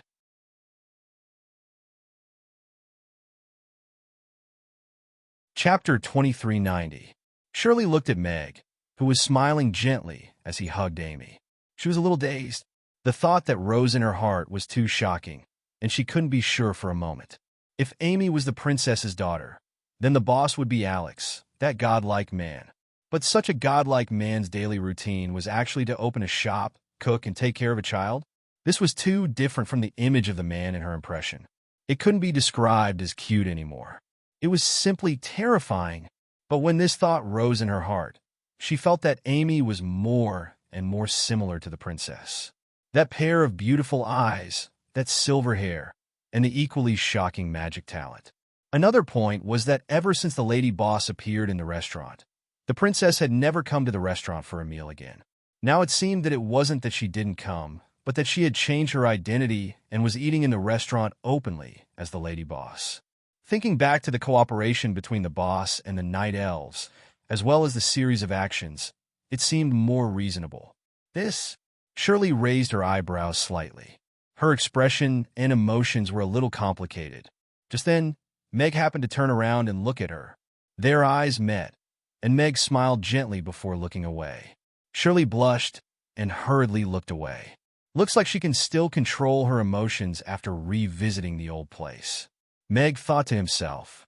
He was originally a little worried that Shirley would be in a bad mood because of her father's murder. Elliot was captured by Sally, and no one knew where he was now. No one from the Brewster family would be present to watch the ceremony today. That child should be the disciple of Crassus and Julian, right? Her talent is indeed shocking. On the high platform, an elderly elf looked at Amy, who was wearing a flower crown, and said with a smile, "She's even more stunning than Irina back then." An elder beside him also exclaimed, "Did you find out who her mother is?" "There was no news before, but I heard that her mother came back recently. She's a young, great magic caster, but no one knows her identity and past. It's a pity that she's a half-elf," an elf said regretfully. The elves fell silent. The most important thing for a race's inheritance was bloodline. Half-elves were destined to never become the queen of the elves, and they wouldn't even be recognized as a member of the elves. The commotion caused by the interaction between the Tree of Life and Amy soon subsided. Melodious music began to play, and the scene gradually quieted down. The coronation ceremony was about to begin. There were 100 white jade stairs leading to the altar. At the end of the white jade stairs, there was a straight path that was 5 meters wide. There were black iron guards standing a few meters apart on both sides of the path. In a moment, Sally would pass through this long path, walk up the white jade stairs, and ascend to the altar, where the coronation would be completed. As the music started, Sally appeared at the end of the long road, surrounded by guards. The scene was solemn and quiet. All the elves looked at Sally. Today, she would be crowned as the queen of the elves. Is the princess not coming? Phyllis looked around. She had disguised herself today to avoid unnecessary trouble. Meg scanned the surroundings but did not find Irina. Just as he was feeling puzzled, he heard a commotion from the black iron guards. "Purple-striped griffin!" Someone exclaimed. Everyone looked up at the sky. A griffin shining with purple light swooped down. On the high platform, several 10th-tier elves had already stood up. They held their magic caster staffs and wands almost at the same time. Meanwhile, the black iron guards inside and outside the venue were all at loggerheads. The atmosphere became tense all of a sudden. Irina led the night elves out of the wind forest, and they were currently enemies with the elves. Today was Sally's coronation ceremony. Were Alex and Irina here to cause trouble? Little Ozzy, why is it here? Amy murmured softly. Ugly Duckling, who was dozing off in her arms, suddenly opened its eyes.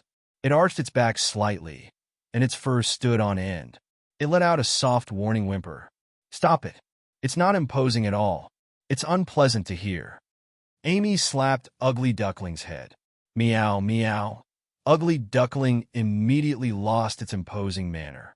It changed its position and nestled in her arms again. It's still here. Sally raised her head slightly and looked at the purple-striped griffin calmly. She didn't seem to be surprised at all, nor did she panic at all.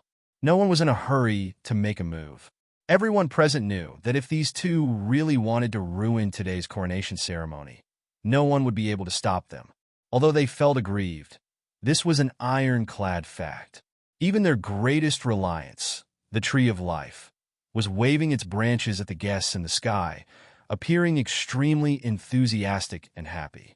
The purple-striped griffin landed on the altar. Irina was the only one on its back. Irina, who was wearing a silver dress, walked down slowly from the griffin's back. She stood on the white jade altar and reached out to touch the branches that were coiling around her intimately with a smile on her face. Go ahead, Irina said to the griffin. The purple-striped griffin flapped its wings and took off, circling in the sky above. All of the elves looked at Irina, who was standing on the altar. The branches of the Tree of Life revolved around her, making her appear even more holy and pure. The regal look on her face was innate, and even though there was no magic power seeping out of her body, her powerful aura struck awe and veneration in everyone's hearts. If those things hadn't happened, then the one standing on the white jade altar today should have been her, right? This was probably the thought that all the elves present couldn't help but think. Irina was the most powerful person among the younger generation. She was even in existence who could fight High Priestess Helena one-on-one without being at a disadvantage. She was once the pride of the elves and had always been seen as the best candidate for queen. However, she had already betrayed the Wind Forest, and her princess status had been taken away by Chi now. She was even the enemy of the elves.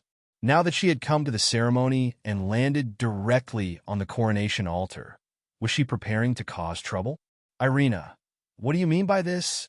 Bennett asked coldly with his sword in hand. Don't worry, I'm not here to cause trouble today. I'm here to attend Sally's coronation ceremony. Irina took 2 steps forward with a smile and said, Mother is in seclusion, and Helena is also in hiding. Someone has to give their blessings to the new queen. I don't think you guys are qualified. The elven nobles only felt embarrassed, but they didn't dare to voice their anger. Irina's gaze leaped over the crowd and landed on Sally, who was at the end of the long path, and a smile appeared on her face. Sally looked at her, and a smile also appeared on her face. She started to walk step by step toward the white jade altar. Bennett stared at Irina for a long while before raising his hand to signal the black armored guards to put away their crossbows. The music started again. Sally walked up the white jade altar step by step. The two of them stood side by side like a perfect couple. Meg, why do I feel like something's not right?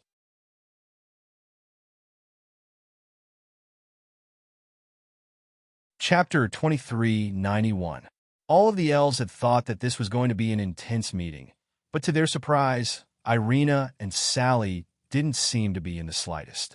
Instead, they looked more like a pair of sisters. Irina's aura was very powerful, but Sally wasn't suppressed by her.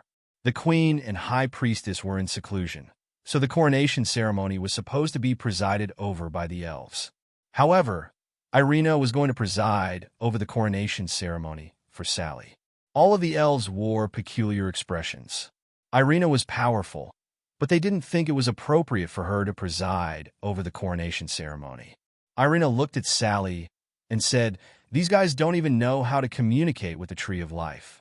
Mother isn't here, and Helena isn't coming out, so I can only preside over the coronation ceremony. You won't blame me for stealing your limelight, right?" Sally smiled and said, "I'm very happy that you could come today. The best thing that old witch Helena did in her life was to choose you as the princess." A smile also appeared on Irina's face as she looked at Sally with a hint of emotion in her heart. The timid little girl who liked to follow behind her had finally grown up, and she had become the one that she liked. The coronation ceremony begins now. Irina's voice reverberated throughout the entire plaza. "Worship the god of life." A silver light lit up on the white jade altar as soon as she finished speaking, and a white jade stone tablet that was 3 meters tall slowly rose up from the center. There was a blurry female figure engraved on the stone tablet, and there was a tree beside her. It was a towering tree, and its branches danced in the wind. Sally wiped the smile off her face, and her expression became solemn. She lifted the hem of her dress and crossed her arms in front of her. Then, she knelt on the white jade altar and kowtowed toward the stone tablet. All of the elves in the plaza and on the viewing platform knelt down and kowtowed toward the altar. "Anna, this is the god that we elves worship." Shirley and Anna also got up from their seats and kowtowed. Amy looked around, then turned to look at Meg and asked, "Father, should we bow to him?" Yabamia and the others were also sitting uncomfortably. Fortunately, they were sitting in a corner, so they were not that conspicuous. "We don't need to worship. We don't believe in God." Meg smiled and shook his head. He was now a demigod and had even raised a god. It was strange for him to worship an illusory god. "Oh!" Amy nodded and stopped moving. After 3 kowtows, the ceremony ended. Sally stood up. Then, all the spirits stood up. A silver pen suddenly appeared in Irina's hand. She walked forward and wrote Sally's name on the stone tablet.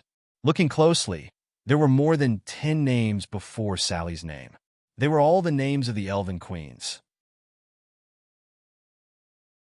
After leaving her name on the stone tablet, a silver light shone from the stone tablet and disappeared between Sally's brows, leaving a silver crescent mark between her brows.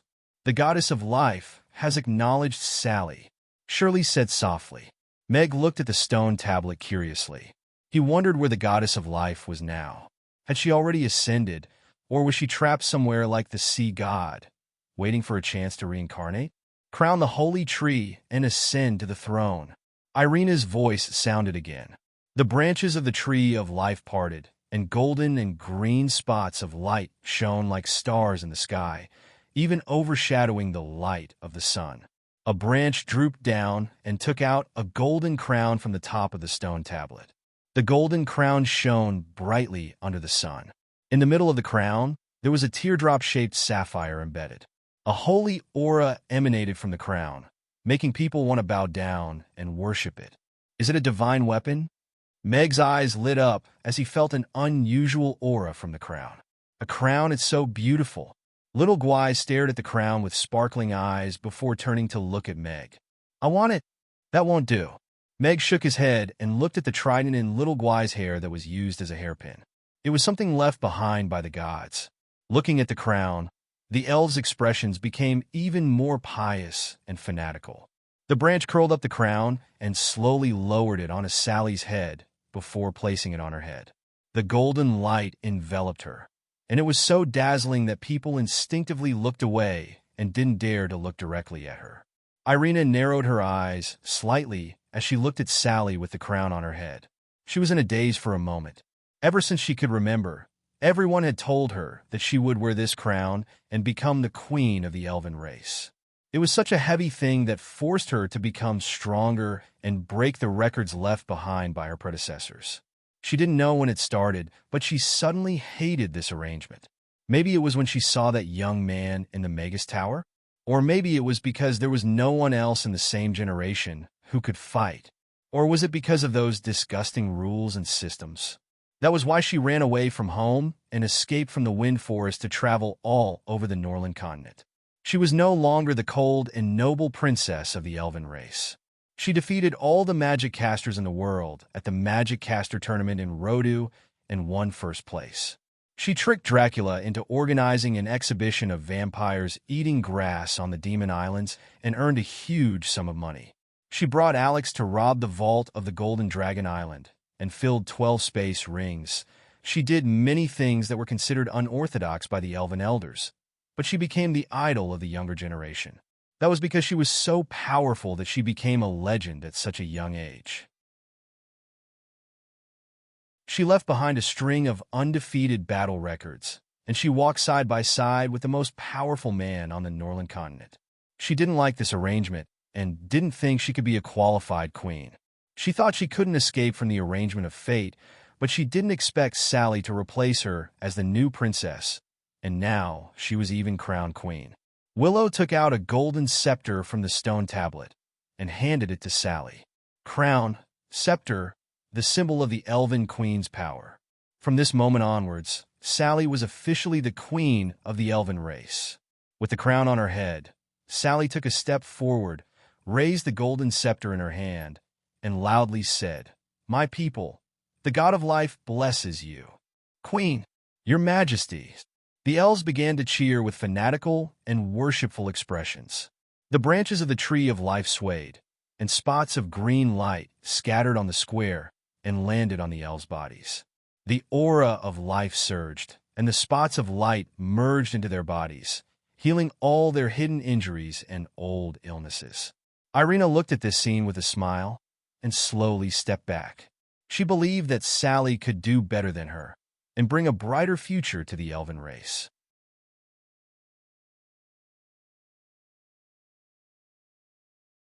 Chapter 2392.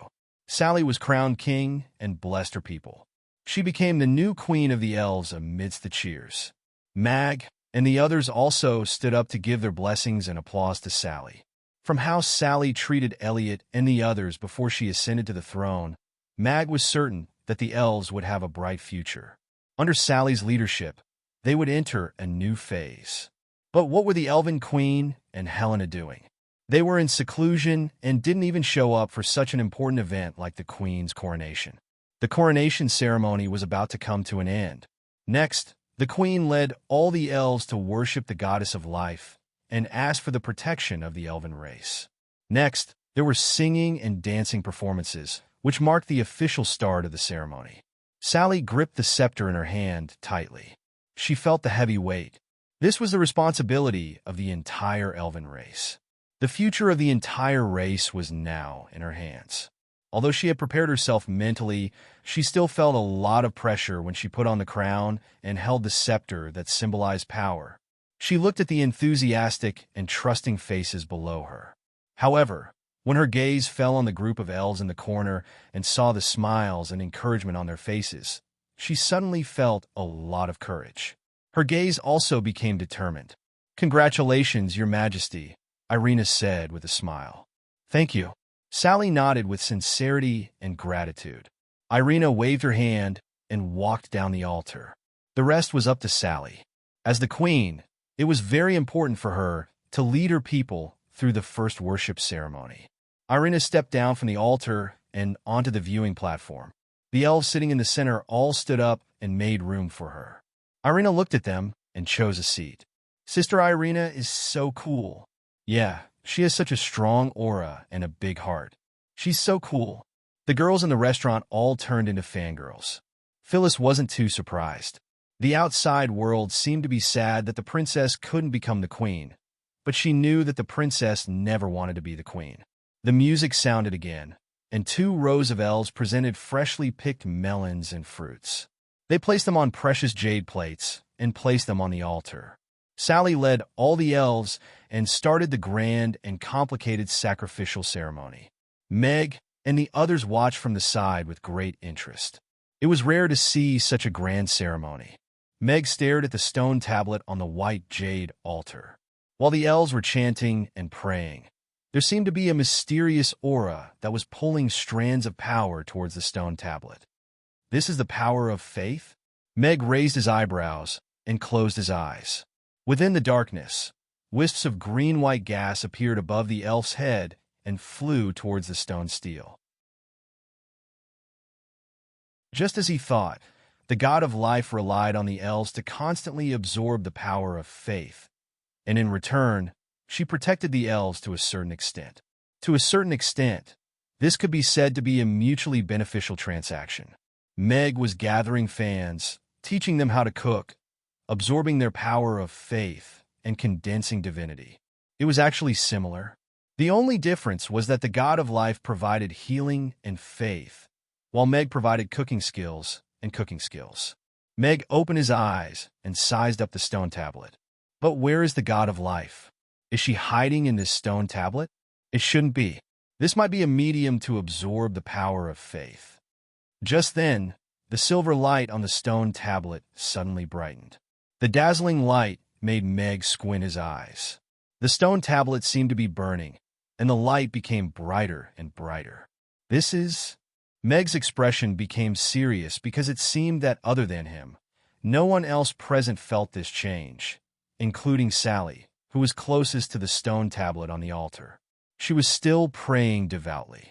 "Mama, the stone tablet is burning," Little Guai said, pointing at the stone tablet. Little Guai, don't talk," Gina said softly beside her ear, grabbing her little finger. Little Guai can see it too, but Gina, who is already at level 10, can't see it. Meg leaned forward slightly. He noticed that Irina's expression didn't change. It seemed that she couldn't see the change in the stone tablet either. The burning was becoming more intense. It started from one point and had already spread to the top half of the stone tablet. It didn't seem to be accurate to say that it was burning. There was no flame, but a glaring light that kept spreading. Meg wasn't sure if this was a change or a normal occurrence during a sacrifice. After all, there weren't many occasions where the power of faith was concentrated on such a large scale. Then he noticed that the tree of life behind the stone tablet suddenly started burning. Yes, it was burning for real this time. The silver flame appeared on a branch, and then quickly spread to countless branches. In the blink of an eye, it became a raging fire. This is... Sally, who had just completed the sacrifice, stared blankly at the burning tree of life in front of her. She was shocked and at a loss. The tree of life is burning. Put out the fire. The elves in the square were in a commotion. Their eyes were filled with shock. Irina abruptly stood up and was about to step in. This fire can't be put out. It should have something to do with the god of life, Meg transmitted his voice. Irina's wand-wielding hand paused. She looked at Meg. She's going to reincarnate? I'm not sure yet, but the flames are burning from the stone tablet. It seems to be some kind of sacrifice. Meg chose his words carefully. He saw the burning tree of life turn into streaks of green light and enter the stone tablet. It seemed to be carrying out some kind of inheritance. Is it a sacrifice? If that's the case, then it's really a bastard. Irina slowly clenched her fists. She looked at the burning tree of life. Your Majesty, this place is dangerous. Please leave with me first. Bennett appeared on the altar, and brought Sally to the viewing platform. They were very close to Irina. The powerful elven beings had already gathered here. Sally had already ascended to the throne, so her safety was very important. The silver flame spread extremely quickly. It wasn't just the branches. The branches were also burning from the inside out. The tree of life, which was hundreds of meters tall, was burning fiercely. The flame shot up into the sky. All the elves looked at this scene in shock and fear. They didn't know why the tree of life, which had protected the elves for thousands of years, would suddenly burn. Gina, if anything happens later, you have to protect everyone. Meg transmitted his voice to Gina. Gina nodded in agreement. Meg felt a little uneasy. It seemed like something was about to happen. This wasn't a good omen. Something that could make him feel threatened was probably beyond the range of a 10th tier ability.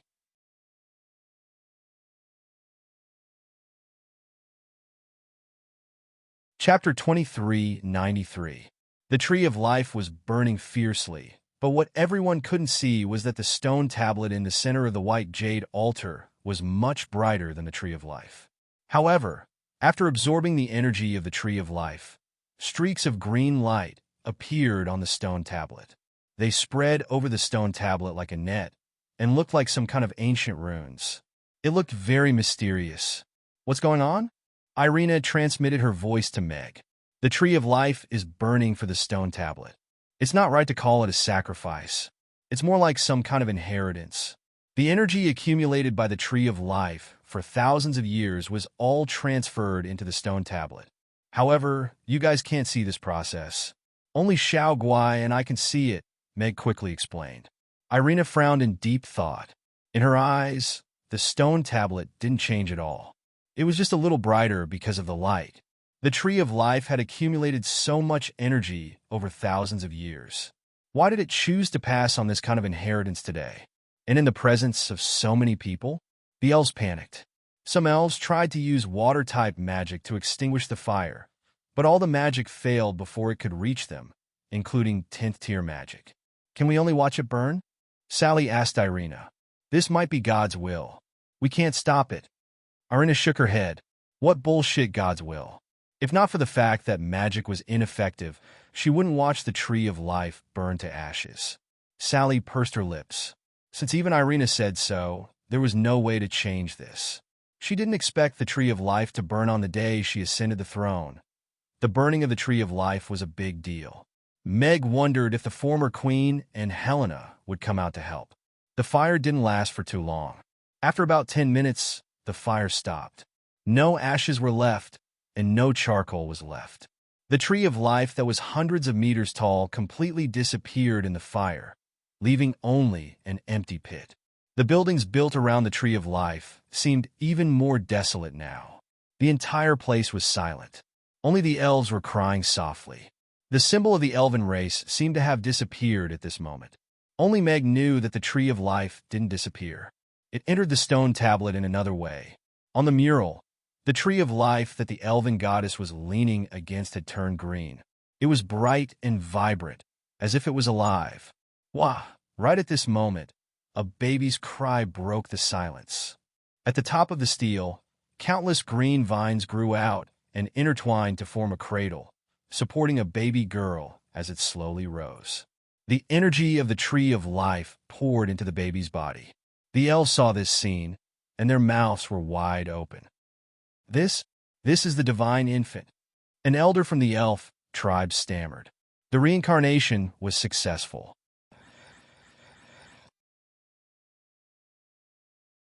And Irina looked at the baby, and she was also a little dazed. The little thing was only a little bigger than when Amy was born, but she looked like she was carved from jade. Her eyes hadn't opened yet, but her little pointy ears were extremely adorable. For some reason, she felt a strong sense of intimacy when she looked at the little thing. The tree of life is burning.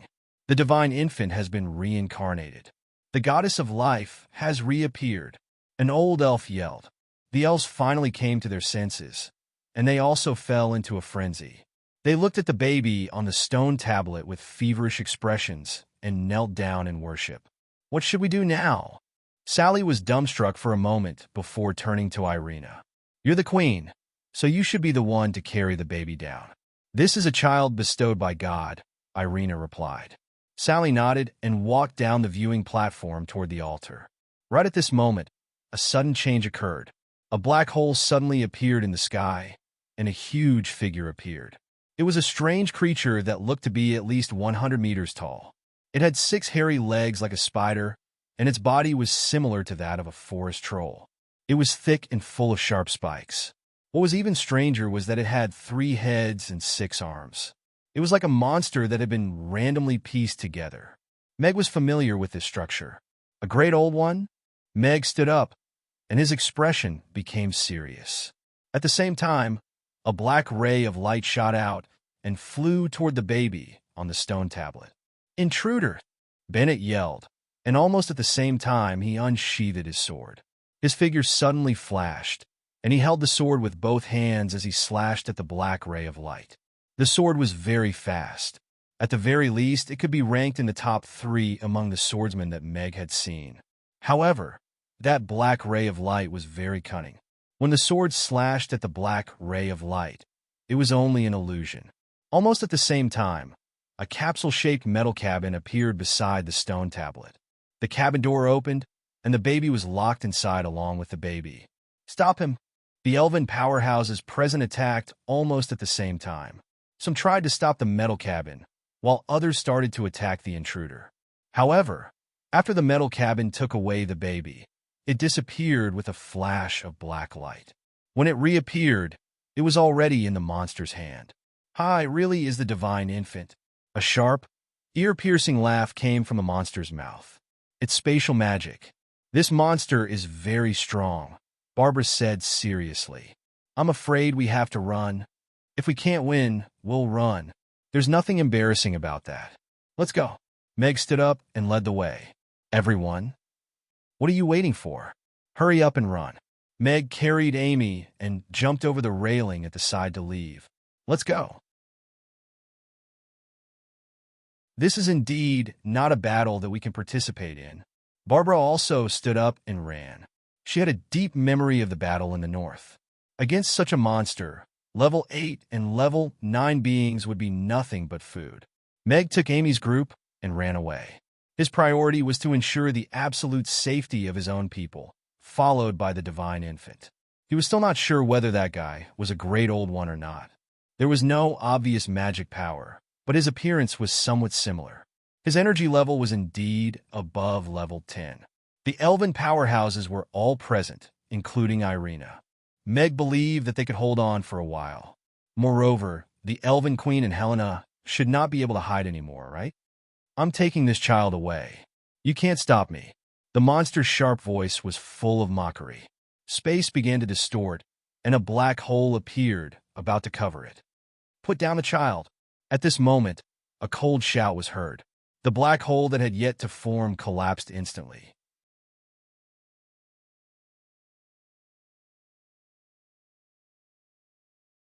Chapter 2394. The black hole collapsed, and the monster fell from the sky. However, it rolled on the ground, still holding onto the metal cabin tightly. At the same time, an elf appeared on the altar with a magic caster staff in her hand. She pointed it at the monster and said coldly, "Did you not understand what I said?" Her regal aura and domineering aura were all indicative of her status. "Queen, your majesty." All the elves were in an uproar as they stared fervently at the queen in a gorgeous dress standing on the altar. The queen, who had been in seclusion for several months, finally appeared when the divine infant was snatched away. "Your majesty." Sally was also looking at the queen with surprise. "Mother." Irina, who was about to attack, stopped in her tracks. However, she furrowed her brows as she looked at the queen. "I'm afraid you're not qualified." The monster cackled. A door suddenly opened in its chest and swallowed the metal cabin containing the female infant. It then opened its mouth and spat out 2 fireballs at the queen. "Mother, be careful. Its magic has spatial attributes," Irina reminded. As soon as she said that, the fireballs that the monster had just spat out disappeared. In the next second, they appeared on the altar with the queen in the middle. Then they exploded. Boom! A mushroom cloud rose up, and the deafening sound of the explosion was deafening. The elves standing in the front row of the plaza were flipped over, and many of them were injured. What a powerful magic attack! The elven powerhouse's eyelids twitched violently. The power of these two magic balls, which seemed ordinary, was no less than a full power attack from a magic caster. Her Majesty. All the elves looked at the altar worriedly. They didn't know if the queen could withstand such a powerful magic attack. Furthermore, it was so sudden and confusing. The flames dissipated, and the white jade altar was unscathed. However, the queen was nowhere to be seen. This is the Wind Forest. What right do you have to behave so atrociously? The elven queen stepped out of the void and raised her magic caster's staff above her head. She said coldly, "Holy light, annihilation." A golden holy light lit up from the blue gem at the top of the magic caster's staff.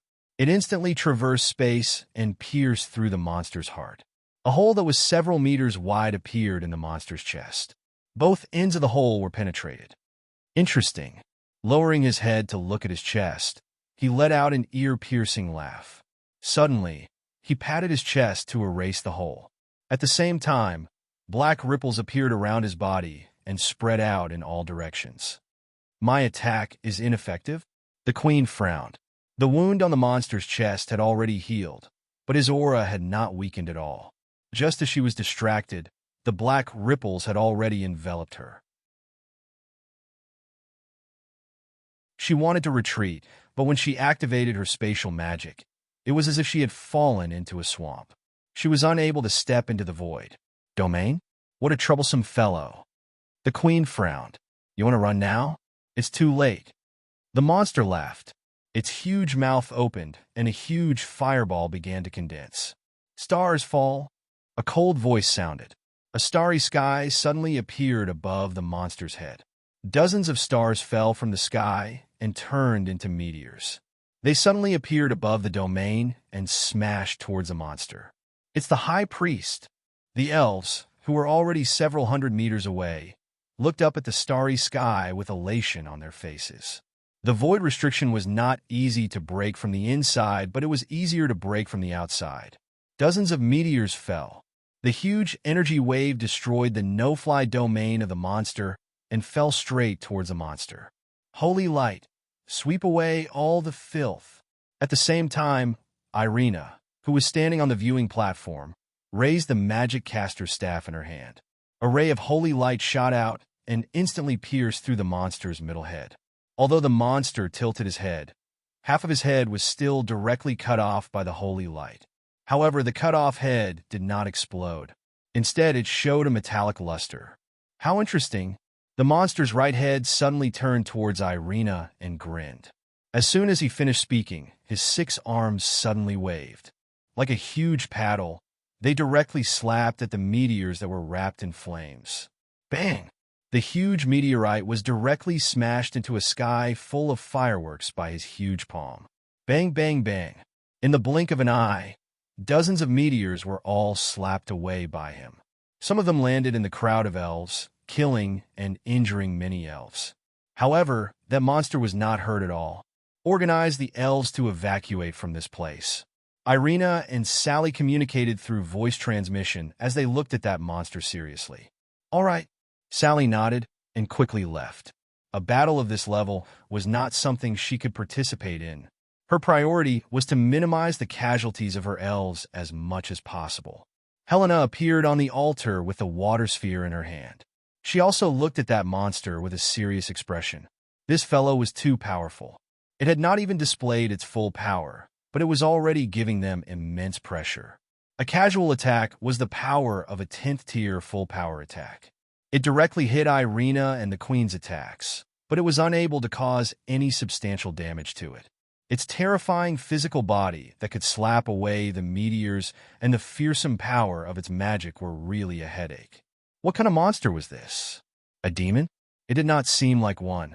But when did such a strange race appear on the Norland continent? However, this fellow had snatched the divine baby away.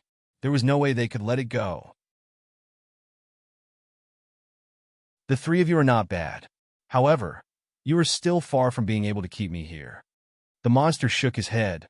His 3 heads stared at the 3 elves with a cold gaze, and said, "I am going to leave now. If you stop me, I will kill all those ants." He was pointing at the elves who were retreating in a panic. "Who do you think you are?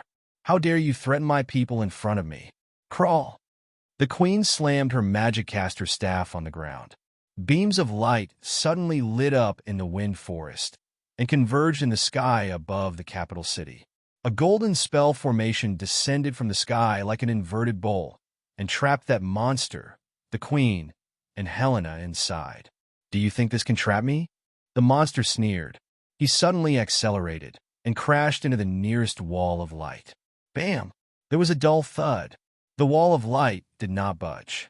The monster's face was pressed against the wall of light, and it was slightly deformed. "Silence, it's all right. As long as I kill the 2 of you, I don't believe it can continue to trap me." The monster turned to look at the queen and Helena and grinned, revealing a mouthful of sharp teeth. In the next instant, it appeared in front of Helena. Its 6 giant hands all came swatting down toward her as if she were a fly. The terrifying power even caused the space to distort.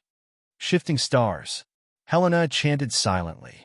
The 6 palms came down, and a spatial rift even appeared in the center. However, when the monster opened its palm, there was only a pile of stone fragments in its palm. It looked up, and Helena appeared in the starry sky above. There was 1 star missing. "I will destroy all your stars. Let's see where you can run to." The monster pulled out a black staff that was over 100 meters long from somewhere and swept it toward the starry sky above its head. The stars in the sky were like lamps of different sizes, and they were all annihilated by the monster's iron staff. Helena swam between the stars and dodged the monster's attacks. She looked a little disheveled. The queen's light magic was dazzling, but it didn't cause much substantial damage to the monster's body. Irina looked at Helena, who had been forced into a corner, and hesitated for a moment before flying into the spell formation with her wand. "I will smash your dog head." Irina appeared above the monster's head, and the tip of her magic caster's staff shone with golden light. She suddenly smashed it toward the monster's head that had been sliced in half. Bam! The magic spell exploded at close range, and the remaining half of the monster's head was instantly blasted into smithereens. "You damned woman!" The monster let out a furious roar and grabbed at the top of its head with its 2 hands. Irina tapped her feet lightly and nimbly dodged the monster's huge hands. She slid behind the monster and stabbed the tip of her magic caster's staff toward its back. It had swallowed the divine infant at this exact spot. She had to rescue the divine infant first. Dong! The magic caster's staff stabbed into the monster's body, but it was as if it had stabbed into a metal wall. Irina felt her hand go numb. She couldn't pierce through it. What kind of monster is this? Irina was shocked. Just as she was in a daze, a huge hand slapped toward her from behind. Although she put her magic caster staff in front of her in time, she was still sent flying by the slap. She crashed into the ground 100 meters away, creating a deep crater. "Irina!" The queen's expression changed slightly. "Mother Empress, I'm fine." Irina stood up with one hand on the ground, and blood flowed from the corner of her mouth. "This guy's body is very hard. It's even harder than its head." The 10th tier elven powerhouses also joined the battle at this moment. However, their magic attacks were like tickles to the monster's body. Apart from restricting its movements to a certain extent, they couldn't do any substantial damage to it at all. After sending Amy and the others to a safe place, Meg turned around and saw Irina's battle. While he was furious, he also looked at the monster with a hint of bewilderment. This monster was indeed very powerful, but it was also very strange. To be precise, it didn't seem to be made of flesh and blood. Whether it was the attack that the queen pierced its chest or the head that exploded in the middle, there wasn't any blood or liquid that looked like blood. On the contrary, the head that was slowly recovering had a silver-black metallic luster. Meg even saw some exposed parts. This seemed to be a mecha. It wasn't a devil, nor did it look like a creature native to the Norland continent.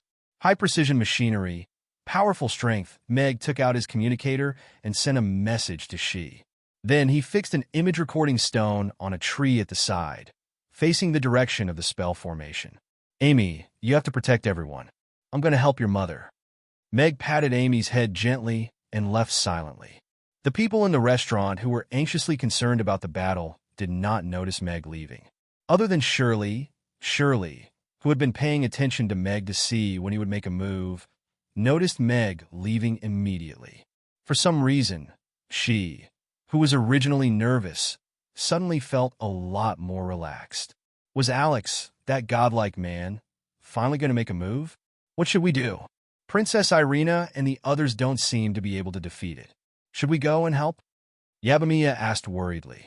A level 10 attack isn't very effective against it. There's no point for us to participate in the battle. Elizabeth shook her head. She looked at the monster and thought for a while before pressing down on an ice crystal in her hand. She, who was writing in her diary, received a message from Meg. The message was very short, but it made her stand up from her chair immediately. A mecha monster has appeared in the wind forest. It's suspected to be from the buried city. Its strength is above level 10. Come quickly. Who the hell is it that came all the way here? What a troublemaker. She strode to the cockpit, and the spaceship took off in the direction of the wind forest. With Meg's strength, if he determined that it was above level 10, she wasn't sure if she could handle it. She might even need to ask for help from the buried city. Irina smashed one of the monster's heads. It slowed down its movements, but it wasn't much of a hindrance. Magic rained down on it, but other than bursting into pieces, it couldn't hurt its body at all. What scared the elves even more was its speed. Even if spatial magic was restricted in the formation, its 6 spider legs that were dozens of meters long still provided it with terrifying speed and flexibility. Bang! A mage was swept by one of the monster's legs and flew out of the formation as if he was hit by a heavy truck. His waist and abdomen caved in, and he vomited blood and fainted. In the blink of an eye, the 6 level 10 elves who participated in the battle were defeated one by one. All of them were knocked out of the formation with injuries, and one of them was crushed into meat paste. Only Irina, the queen, and Helena were left on the battlefield. Now it's your turn. The monster turned its head to look at Helena, who was standing in the void. It jumped up with a sinister smile and swung its iron staff at the last star while one of its hands reached for Helena. Black hole, annihilation. Helena raised the crystal ball in her hand and chanted loudly. A black light lit up in the crystal ball, and then it collapsed and was annihilated instantly. The space began to distort as if there was a terrifying suction force. Even the surrounding light was distorted. The star above Helena's head was destroyed by the iron staff, but the hand that reached for her was swallowed by the black hole instantly. For the first time, the monster's face was filled with sarcasm and panic. Its body suddenly turned and it fell downwards. The hand that reached into the black hole was swallowed directly, and even a piece of its body was swallowed. The metal and parts fell outside, but they were quickly shrouded by the black fog. The black hole was annihilated the moment it appeared. Without the support of the starry sky domain, Helena fell from the sky with a pale face. The queen caught her and retreated to the edge of the formation. Very well. Now, I've decided to kill all of you, the monster said coldly. The monster said in a cold voice. Dozens of holes appeared on its body, from which cannons poked out. Daddy's restaurant in the alternate world will continue to be updated in the hand fighting bar. There are no advertisements on the website. Please bookmark and recommend the hand fighting bar. If you like Daddy's restaurant in the alternate world, please bookmark it. Daddy's restaurant in the alternate world, the hand fighting bar updates the fastest.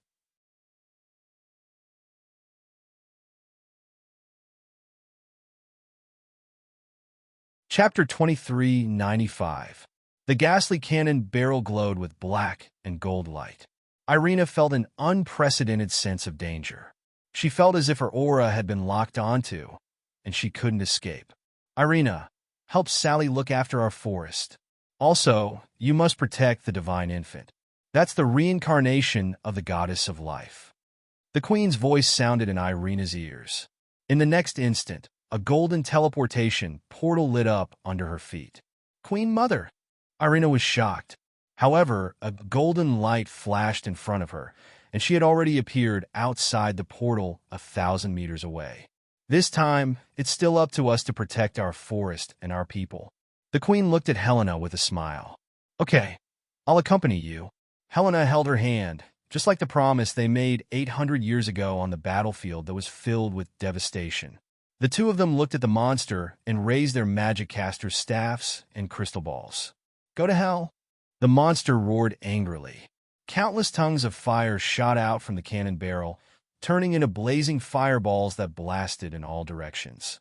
The queen and Helena, who bore the brunt of the attack, received preferential treatment. Back then, I was the one who beat the evil demon clan to the ground here. How dare you, a collection of ugly people, shout here? How noisy! The queen's cold voice sounded. A black hole suddenly appeared in front of the dozens of fireballs that flew toward them. The fireballs were swallowed by the black hole before they could explode. The other fireballs landed on the golden barrier, and the barrier shook violently. The light dimmed significantly, and the ground was scorched. The queen slammed her magic caster staff into the ground. Green light instantly covered the magic caster's staff. The lower end started to take root, and the upper end started to sprout. Bam! Countless vines and branches suddenly appeared from underground. Like a huge net, they suddenly tightened around the monster. Insignificant tricks. The monster waved its 5 arms, and the vines that wrapped around it were broken. However, there were many vines, and from bottom to top, they surrounded it from all directions. The vines that wrapped around it tied it up like a mummy. Burn, useless vines! The monster's deep voice rang out, and the vines that bound him began to burn fiercely, turning into ashes in the blink of an eye. However, just as he regained his vision, a crimson crystal ball appeared less than a meter in front of him. This is, the monster asked. The crystal ball suddenly accelerated and rushed into his mouth. Starcore explode! Helena yelled. Boom! With a deafening boom, the right side of the monster's head was blasted into scrap metal, and its body was sent flying several hundred meters away. It crashed into the array, and its 2 spider legs were deformed and twisted. Damned woman, you're finished! The monster shouted ferociously and disappeared. Be careful! The queen instantly unleashed a teleportation spell formation, wanting to teleport Helena away. However, in the next moment, the monster appeared in front of her. It lifted one of its spider legs and slashed at her like a death god's scythe. You didn't expect me to kill you first, did you? The face of the monster's last head was filled with a cunning grin. It seemed to have already seen the scene of this noble woman's head being chopped off. The elven queen's head was a very good collectible. If it was placed in the black market, it should be able to fetch a good price, right? It was just nice to use it to repair the damage this time. Your Majesty! Helena, who was already in a defensive posture, saw this scene, and her expression changed drastically. She had already used up all her strength and was unable to provide support at all. Mother Empress! Luna exclaimed. The magic caster staff in her hand had already lit up, but it was probably too late. Your Majesty! The elves looked at this scene in horror. The queen had already fought to her limit, but she still couldn't defeat that monster. Moreover, was she going to be killed by it now? That beautiful elven queen, will she die? Amy asked softly. No, she will definitely make it. Shirley clenched her fists. She was nervous, but she was strangely confident. Just then, a shadow cut through space and passed by the moment that the sharp claws touched the queen. Ding! The sharp claws broke with a sound and fell straight to the ground in front of the queen. A sharp sound broke through the air, and a white mark was left in the air that didn't disappear for a long time. The monster was shocked and looked at its sharp claws that had been cut off in disbelief. The queen was stunned. Light lit up under her feet, and she appeared hundreds of meters away. Helena's heart was in her throat, and she only swallowed it back down after a while. Only then did everyone see clearly that there was a black, long sword floating in the sky. The heavy sword had no edge, but it made people feel that it was sharp, Tian-Du sword. Alex is here, someone exclaimed in surprise and joy. I say, old lady, leave this to me. You can all rest now. A man wearing a mask appeared outside the barrier and said in a lazy voice, Who are you calling an old lady? Helena was furious. If it had killed you just now, I would have waited for it to finish before making a move. What a pity, what a pity. Meg stepped into the spell formation and strolled leisurely, but there was a hint of seriousness in his voice. That was the truth. Meg could have made a move long ago. However, it felt pretty good to see Helena and his cheap mother-in-law being beaten up. Back when he was in trouble, these two were one of the instigators. At the very least, they were deeply involved. However, he really couldn't bear to watch Irina's mother be killed. Little guy, you're very arrogant. The monster stared at Meg, but there was a hint of caution in its eyes that wasn't there before. You're the one who's really arrogant to talk to me in such a state. Meg looked up at the monster that was more than 100 meters tall and shook his head. I don't like to talk to people with my head up. Why don't you come down? As soon as he said that, the Tian-Du sword that was hovering in midair suddenly accelerated and turned into an afterimage. It slashed down at the monster from top to bottom. The monster's reaction wasn't slow. It held the black iron rod with both hands horizontally, trying to block the sharp sword. However, the iron rod that was more than 3 meters in diameter didn't even have any effect on the Tian-Du sword. The iron rod broke, and the long sword continued to slash down. The monster's expression changed. Its remaining 3 hands slapped toward the middle, trying to catch the sword with its bare hands. Ding! The sword landed in the 3 hands. They caught it, but the terrifying force on the sword caused the monster's remaining 3 spider legs to bend instantly. It lost its balance and fell forward while twisting. Bam! There was a muffled sound, and dust flew up. The arrogant monster that was more than 100 meters tall was now crawling in front of Meg in humiliation. See, this is much more comfortable. Meg nodded with satisfaction. He reached out, and the Tian-Du sword appeared in his hand. Everyone present was watching this scene with their mouths wide open. The monster that was fighting the High Priestess, the Queen, Irina, and all the 10th-tier powerhouses of the elves was slashed to the ground by Alex in 2 moves. How terrifying was his power? There were rumors all over the continent that Alex might have entered the legendary godly realm and become the one and only god on the Norland continent. However, no one knew how powerful a god was. They felt despair from that monster earlier, but now they felt an insurmountable gap from Alex. How did this fellow become so powerful? Helena also couldn't hide the shock in her eyes. Although this monster was already severely injured by their combined attacks, he didn't use his full strength in that casual attack just now. Is this the godly realm? The queen looked at Meg with a complicated gaze. This fellow still can't change that bad habit.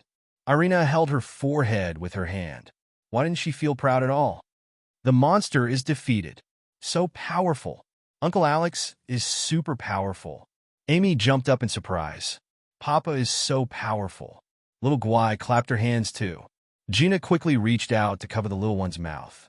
She was a little surprised. How did little Guai tell? He's still getting stronger. Elizabeth stared at Mag with a fervent look in her eyes. How astonishing! He was already standing at the pinnacle of the Norland continent, but he was still becoming more powerful. He was stronger than the first time she saw him. He was stronger than the time he saved her from Frost Dragon Island. He was also stronger than the time in the Arctic ice fields. She could feel his power every time she saw him. This was what she was after. It's really him. Shirley looked at Meg in surprise. Although no one could see through his disguise, and his identity was even harder to associate, the only flaw was that he couldn't be the restaurant owner and the savior at the same time. No one noticed that dozens of miles away, on a battleship half hidden in the void, she released her finger that was on the trigger of the heavy sniper rifle. She pursed her lips and said, "Did this fellow let me watch him show off?" However, when she looked at the monster on the virtual screen, her eyes narrowed again. The system had already started to analyze quickly. This fellow that was packaged in the shape of a monster was indeed not a living creature. To be precise, it was an alien mecha. Whether it was the materials used in this mecha or the high-level manufacturing process, they were all not available on the Norland continent. This was indeed a product from the underground city, and its technology was even better than any of the current military's combat mecha. She had never heard of anyone who could enter the extraordinary level with a mecha, even if it was only half a step in. Which forces it? What's the purpose of breaking through the barrier and coming here? She frowned. She opened the emergency contact interface, and after hesitating for a while, she still chose to close it. She needed more information before reporting to the marshal directly. This matter was probably not that simple. Who are you? The monster's voice was trembling. At this moment, he finally felt fear. This fellow's ability was far beyond what a 10th tier could compare to. However, all the information he collected said that no one on the Norland continent could break through 10th tier and become an extraordinary for thousands of years. Then, what was up with this fellow's ability? Me? I'm just a nobody. Meg grinned, but his voice was much colder all of a sudden. However, you just hit my wife. This is very bad. Choose how you want to die. You're underestimating me. The monster sneered. He supported himself with all 5 hands and stood upside down. Using his hands as his legs, his 3 sharp claws instantly turned into sharp weapons and slashed at Meg. I didn't know there was such a way to play. Interesting. Meg's feet moved slightly. He only moved in a small space, but he accurately dodged all of the monster's attacks. He was quite interested in the design of this mecha. It was much better than Vicky's mecha, and its ability was completely compatible with a demigod. If the Queen and Helena had not used all their strength to severely injure it, he would not have been able to deal with it so easily. But where was the controller hiding? Or was it a drone that could be controlled remotely? This fellow knows spatial magic. Save that baby first. Don't let him run away. Irina's voice sounded in his ear. Yes, my dear wife. Meg smiled, and his gaze became sharp. All right, game over. Remember, don't provoke the people from the Norland continent, Meg said coldly. He tapped his feet, and his body suddenly rose up. 3 black claws pierced toward him like lightning. Green light flowed around them. They should have been smeared with poison. Meg held his sword in one hand, placed it in front of his chest, and slashed it down. The 3 claws were sliced off by the sword and became 3 pieces of scrap metal that fell to the ground. The monster used 2 of its hands to support its body, and the other 3 hands were trying to grab Meg. Meg tapped his feet lightly on the monster's giant hands and used the momentum to climb up. The bigger the body, the slower the speed. This was in accordance with Newton's 3rd law, so Meg was much faster than him. Meg reached the monster's chest. He drew a sword flower with his long sword and then kicked over. Bam! A metal pod was kicked out from the other end. Damn it! The monster was shocked, and one of its hands reached for the metal pod. However, Meg also appeared behind it. Before the giant hand could touch the metal pod, the long sword in his hand had already slashed down. The giant hand that was several meters wide was severed at the wrist. Meg kicked the metal pod again and made it change direction. It flew toward the viewing platform. No! The monster roared. It turned around and wanted to chase after the metal pod. Today, I want to see how many bowls of powder you have eaten, Meg said with a smile. The long sword in his hand suddenly pierced into the monster's chest and then suddenly swung upwards. This sword directly pierced through the monster's body and then cut it into 2. There were no organs, no powder, only a stomach full of parts and wiring. I'm gone. Don't live either. The monster made a final sound. A red light suddenly lit up where its heart was. So, what if you're dead? You still talk so much nonsense. Meg walked over. 1 kick, 2 kicks, 3 kicks. The red light went out. Nothing happened. Daddy's restaurant in an alternate world will continue to be updated in the bar. There are no advertisements in the website. Please bookmark and recommend the bar. Daddy's restaurant in an alternate world. Please bookmark Daddy's restaurant in an alternate world.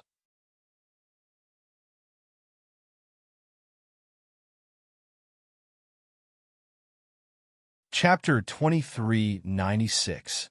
The entire place was silent. Everyone looked at the monster under Meg's foot that was completely motionless. Apart from being shocked, their faces were also filled with the joy of surviving a calamity.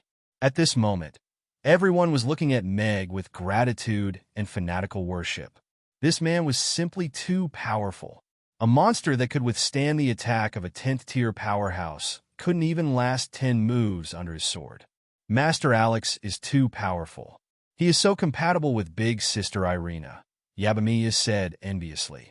Elizabeth was silent. She looked at Irina with a hint of challenge in her eyes. Even if he didn't become a god, no one on the Norland continent is a match for him anymore. Not even Rankster. Helena looked at Meg with a pale face as blood trickled from the corner of her mouth. Unless he's a real god. The queen looked at the metal pod that Irina was hugging horizontally with a helpless smile. It's a pity that we won't be able to see it. Now, it doesn't seem as bad as I thought. Helena forced a smile on her face as she looked at Irina meaningfully. Her Majesty is right. No matter whether she agrees with us or not, she will still protect the elven race. That fellow doesn't seem to be alive.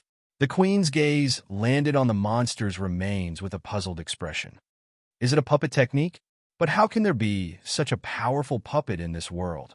Or is it an existence like the devil in the Arctic? Helena furrowed her brows. No, it doesn't have any demonic aura on it either. The holy light didn't bring any additional effects other than penetrating it. The queen shook her head. Meg lifted his foot and looked at the core that he had stomped on. It was a pity that this was a mecha that was controlled remotely, and the operator wasn't in the mecha. However, his eyes lit up again as he looked at the remains of the mecha on the ground. This fellow was equipped with hundreds of cannons. He reckoned that it had a lot of ammunition, and it should have many interesting high-tech technologies on it. Keep it. With a wave of his hand, Meg collected the 100-meter-tall monster's remains. At this moment, he even regretted his decision to split it in half. If it could be repaired, it would be a great help. This guy is really violent. She's eyelids twitched as she watched Meg slash the monster in half and stomp on its core. Compared to last month in the icy plains of the extreme north, he seemed to have become even stronger. What was even more frightening was that Meg had not relied on any mecha or external objects. Using the purest physical strength and combat techniques, as well as his comprehension of the laws, he had displayed an awe-inspiring combat strength. Sitting in the warship command room and looking at the figure on the screen, she even felt the pressure. She even felt that even with the help of the battleship, if she were to face Meg head-on, without enough space and distance, she would quickly lose. A continent civilization that had been monitored and looked down upon by the dungeon had a terrifying existence. If the video of the battle was sent back, it would probably be a high-level world. Also, who was that child? Why would someone from the dungeon risk being wanted and punished to cross the barrier between the two worlds just to steal her? She zoomed in on the metal container in Irina's hands. The holy light cut the metal container, and the baby girl was carried out. So cute. Even she could not help but let out a gasp of surprise when she saw that chubby little face up close. It was a 3-month-old elven baby. She seemed to be still asleep with her eyes closed. Even the intense battle from before did not wake her up. Other than that, she did not see anything special about her. However, judging from the expressions of Irina and the surrounding elves, this baby should have a very high status. Perhaps she was the daughter of an important elf? Meg put away his long sword and glanced at the queen and Helena. His eyes narrowed slightly. The condition of these two was worse than he expected. They were like lamps that had run out of oil and were lifeless. Irina held the divine baby and looked at her peaceful, sleeping face. She could not help but smile. She looked up at the queen and was about to speak. Irina, the queen mother is sorry, but please help me take care of this forest and this child, the queen said with a smile. A golden light lit up from her fingertips and began to dissipate. Queen Mother. Irina was shocked, and tears started to flow out of her eyes. Your Majesty. The elves looked at this scene and understood something. They started to cry. Don't be sad, child. I lived and died for the elves. My only regret is what I did to you. I hope you can forgive me, the queen said apologetically. Irina pursed her lips and kept quiet. My people, please follow your new king and establish a new order. Remember, you are elves who will always be free. The queen spread her arms, and her voice spread to every corner of the wind forest. I will give you my blessings. Golden light suddenly flashed, and specks of light scattered on the elves' bodies. Golden halos lit up on their bodies.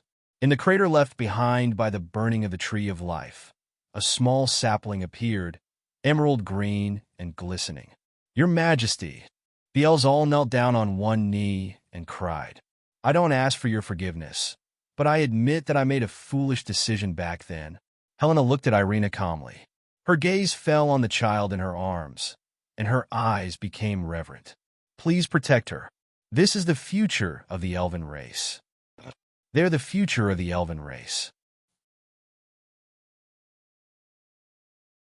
Irina looked down at all of the elves kneeling on the ground, and a mocking smile appeared on her face as she said, and this is just a child who doesn't know anything. You guys always like to put things on children that they shouldn't have to bear. Helena was dazed for a moment, and then a relieved smile appeared on her face. Sally, do it. This time, no one will stop you. Helena looked at Sally and finished her last sentence. After saying that, she also turned into a streak of black and gold light and completely disappeared. In the crater, there was a small vine beside the small tree. It was gently draped over the tree. Sally stood among the elves in a daze. She clenched her fists, and her gaze gradually became firm. At this moment, her responsibility seemed to have become heavier. On this day, the divine infant was born, and the elves lost their queen and high priestess. Amidst everyone's cries, the baby woke up from her deep sleep. She looked at Irina with a pair of light golden eyes, and she opened her arms in a very affectionate manner. You're tuning into the Dreamy Chapters YouTube channel. We're so grateful for your support, and don't forget to subscribe to join us on this incredible journey through captivating stories. Your generosity through donations truly makes a world of difference, as it's the primary source of revenue that allows me to expand and enhance this channel for you. Thank you from the bottom of my heart for being a part of this adventure.